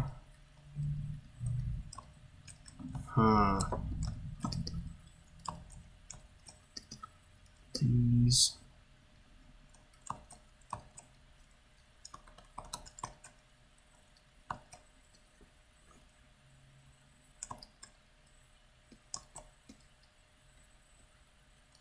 Might do the handle upside down. Plug that right there. Ah, so close. So instead, I'm going to move these. Fit that in there a little better. I think I can keep one by the side, maybe that one, and then this one over here just stacks right on top of it. Boom. Like that.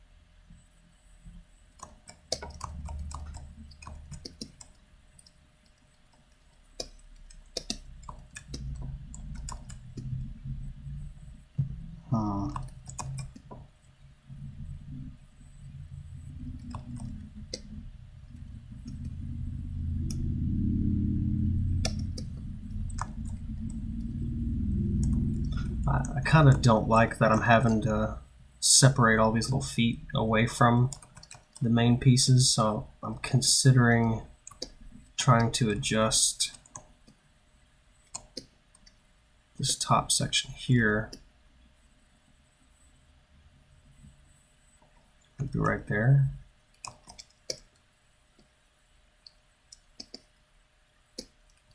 You can see we're kind of getting down to the last little bit of space, and so it's going to get tight in here, but it's good. We're using up all of our unwrap space, being efficient here. What I might end up having to do, though, haven't decided just yet, but I might have to take everything down just a little bit, like this in the end, and kind of shift around some of the smaller pieces. That is something that can be done. Like me adjusting, like if I were to scale down all of this here just a little bit, not a lot, sort of kind of put everything into the corner again. Make sure nothing's sticking outside of the box.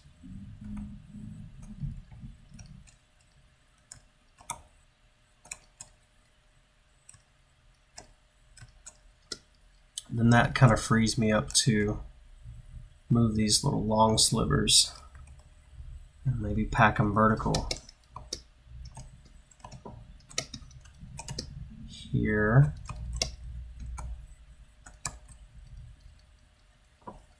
And then it might give me just a little bit more room to kind of fit in some of these last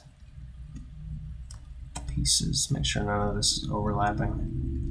It's not, but I want to give it a little bit more breathing room. Okay. And now I have a little bit more room to kind of work in some of these shapes left over. No.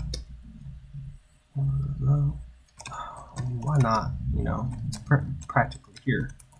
In fact, that edge lines up, which is fantastic. Might help that out a little bit.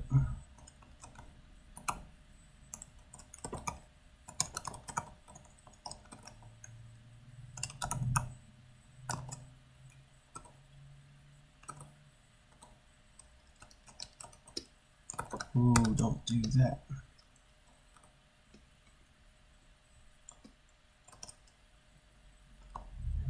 Maybe I can fit some of this. Beep. Beep.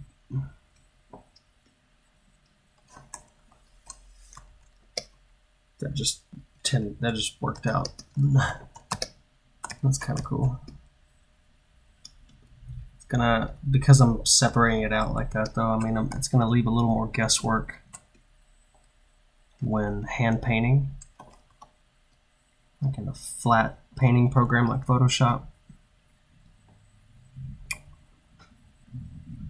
Used to have to be done that way, but we're reaching a point where we have a lot of 3D painters that help with situations like this, because it just got to a point in the industry where demand for detail was getting so high, but polygon count was kind of, you know, we were just having trouble getting all the details and painting in a timely manner. You know, with all these seams, like we deal with these smoothing groups, we have to do this, and then it was becoming a pain to have to sit here and texture all day and worry about grunge traveling across, you know, all of these green seams. And so 3D painters are a big help these days. And really on some of these smaller pieces, seams aren't too noticeable. I mean, it really depends on what you're painting as far as your grunge. But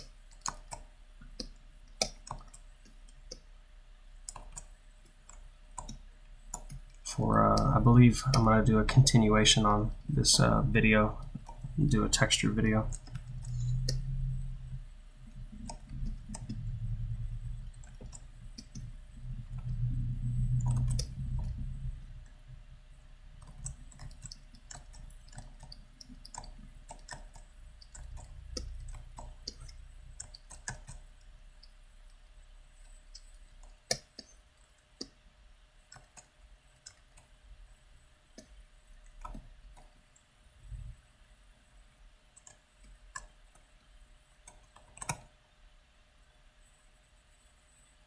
Making an adjustment so that I can put these pieces, which kind of belong to the main part of the cylinder, a little closer here.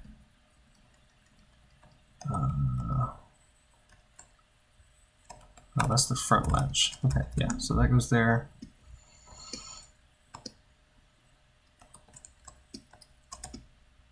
Leave these behind.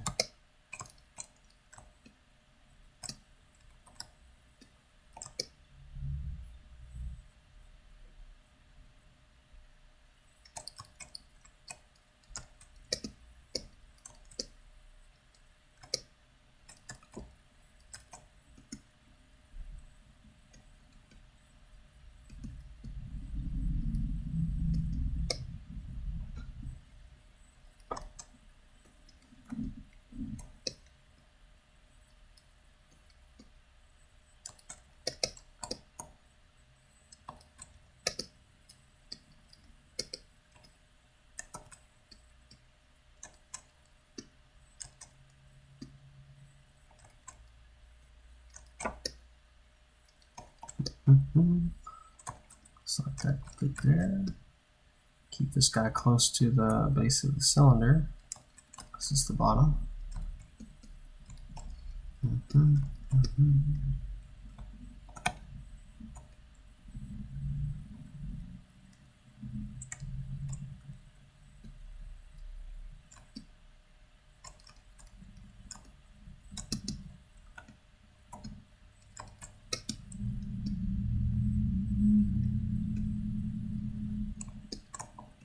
Now it looks like I'm reaching a point where it's decently packed. I'm using a good majority of space here. I mean, there's still some good negative space in here, but really squeezing out that last 10 to 20%. I mean, it begins to take a lot longer and a lot more, I don't know, just kind of shifting things around to end up getting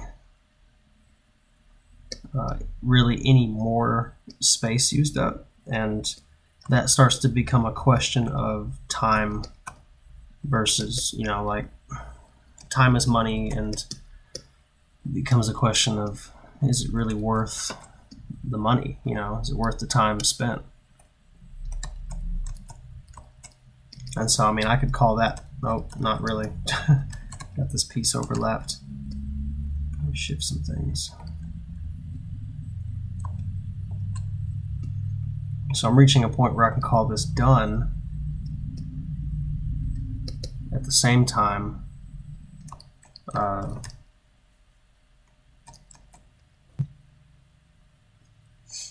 could probably squeeze more out of it.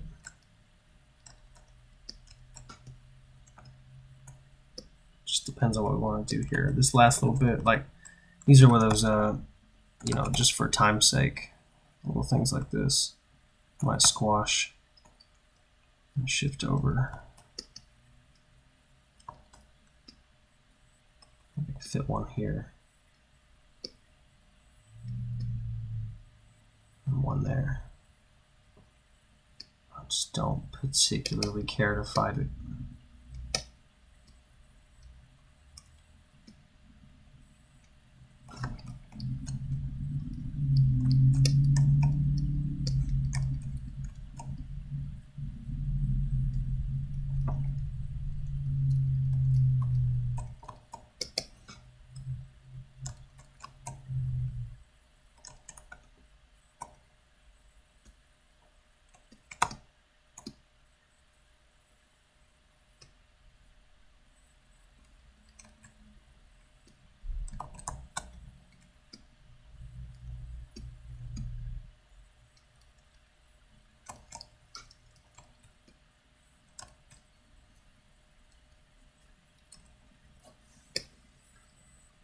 I think lastly, just to be consistent, I'm going to get rid of these little, I'm not going to float those in there, and I'm going to attach it to this, help fill up some of that space, and just keep it similar to what I did with these guys up here.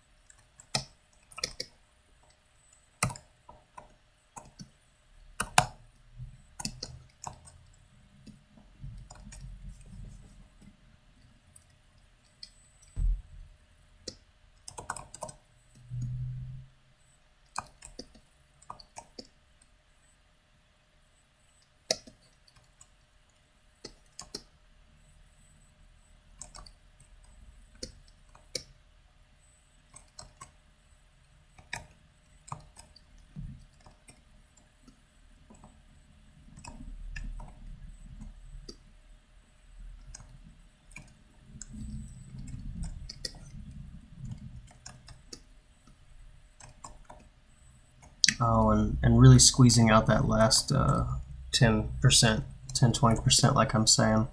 You start to sacrifice ease of painting.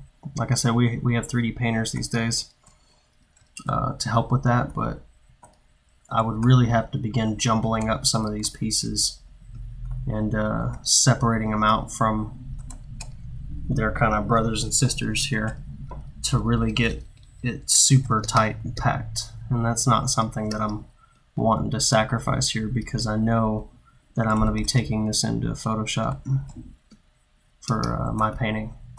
I end up liking to use Quixel.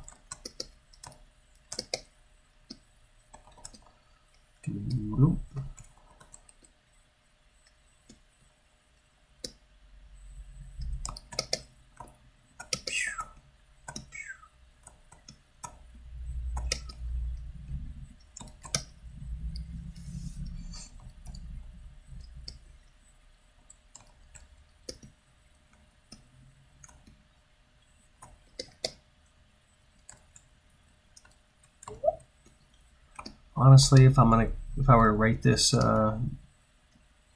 unwrap job, give it like a B. It's a little messy.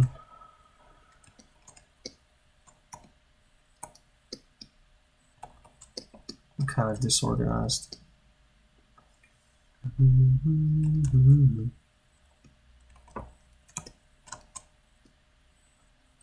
Let's see, I'm still sitting here messing with it.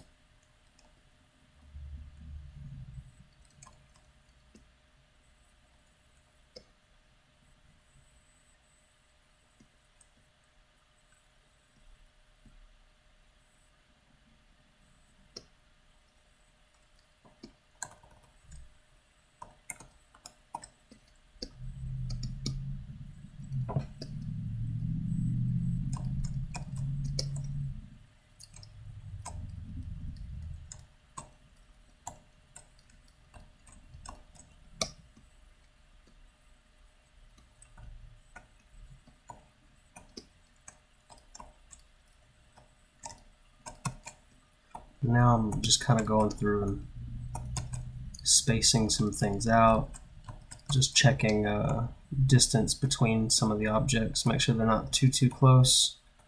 You don't want any kind of paint to bleed over onto other objects from being too close.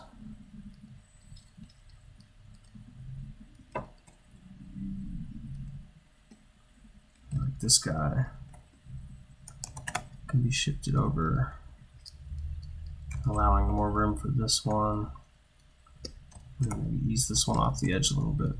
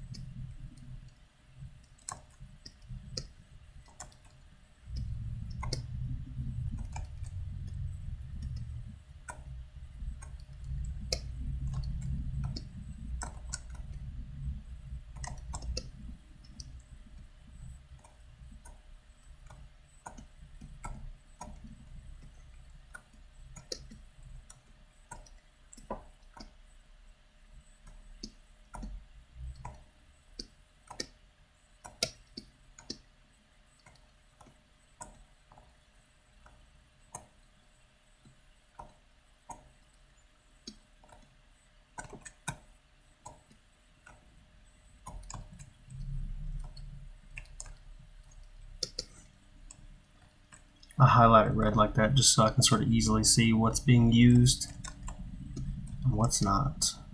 Now I remembered I scaled this down earlier, and just because I've kind of cleaned things up, I'm going to scale it back up a little.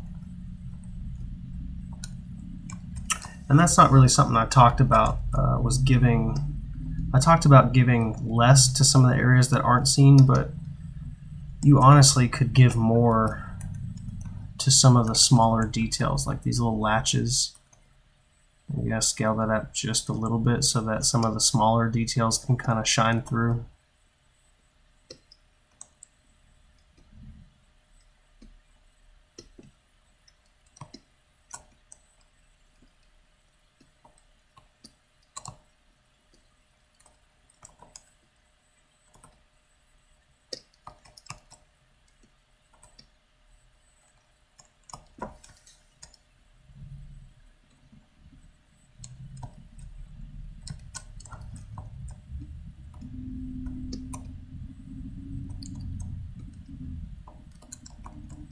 I don't like that this is overlapping.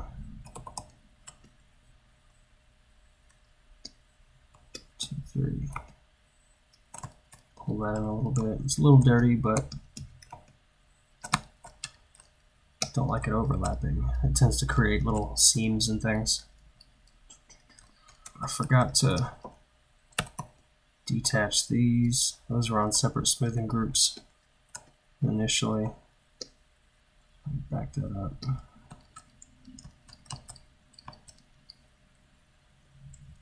Looks like I have room to kind of shift all of this over now.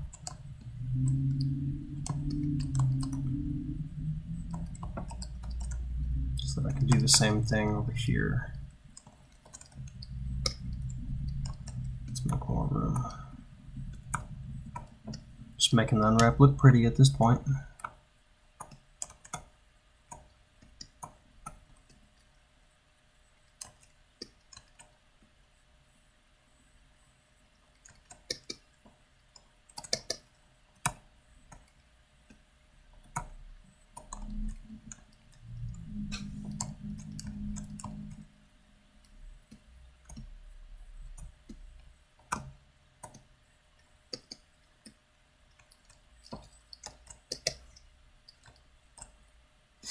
So I think I'm calling that pretty much done.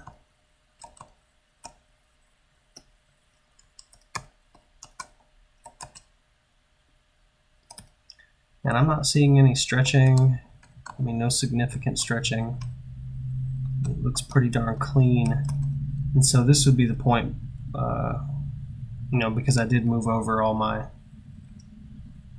I did delete any duplicate pieces. This would be a good time to, I think, probably let me close that unwrap window. Could turn off that edit poly.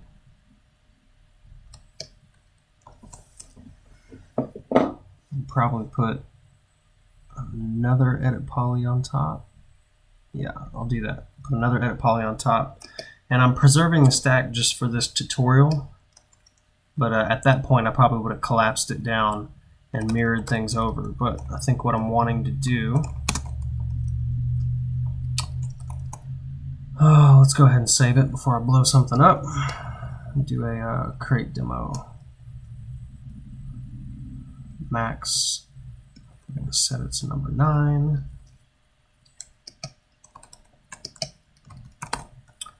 And I'm going to duplicate this.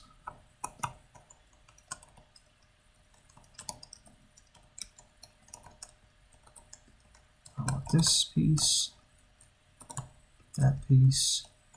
Oh, well, we know I don't need that. And then you would almost begin to reassemble, you know, re-mirror things over. But I think, yeah, I'm actually going to do that because we're going to be preparing this for projection mapping.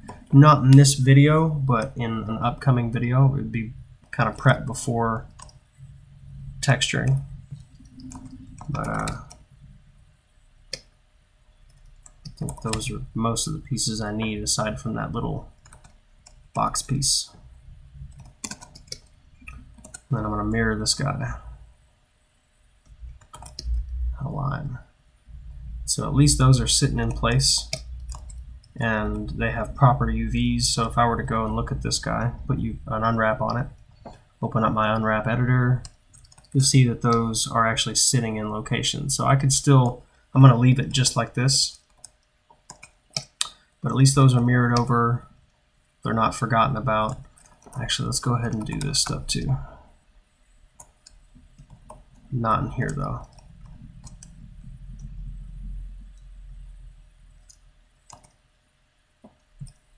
Just going to delete that edit poly.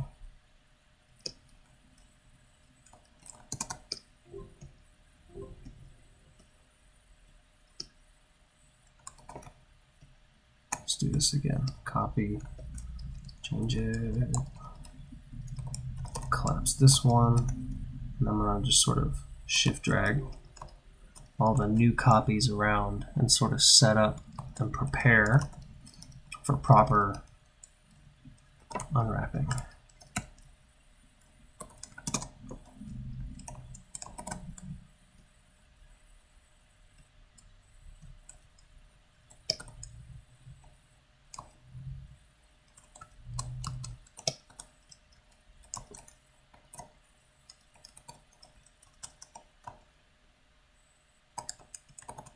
Turn on angle snaps here. There tends to be some sort of pass of like reconstruction for a low poly mesh. And these are all things that tend to get overlooked when budgeting for production. They think, oh, you know, you just got to unwrap it. And then you're done, right? And they kind of ignore these smaller sort of in-between phases of doing game asset creation, like mirroring things over. I mean, they sort of, I mean, this is kind of lumped into the idea of calling something low poly and unwrap, but generally forgotten about when even, you know, maybe even yourself, you're thinking about how long an asset would take.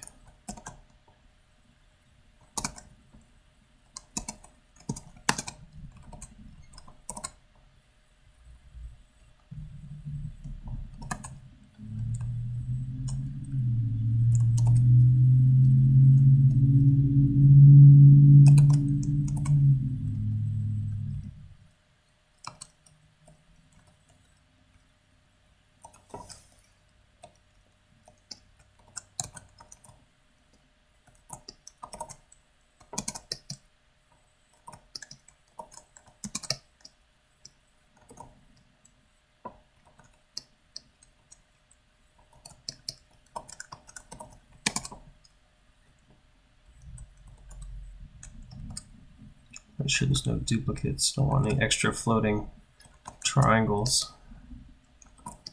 Because my pivot point's aligned, I can just quick align that. That's me giving a little bit of extra detail to that latch. Kind of the same on the front. So this guy is more or less ready for the next stage of the process, and that would be projection mapping, whether you're going to do that in Max or another program. You know, this would now be more or less ready. And actually, if you're going to take it to another program, you'd end up attaching all these. But this is where I'm going to leave it for this video, and I'm going to stop, take a break, come back and record that next video for projection mapping on this guy. I'll talk about exploding it, separating pieces out like this for baking clean normal maps. But anyways, thanks for watching, guys. That's how to unwrap this crate.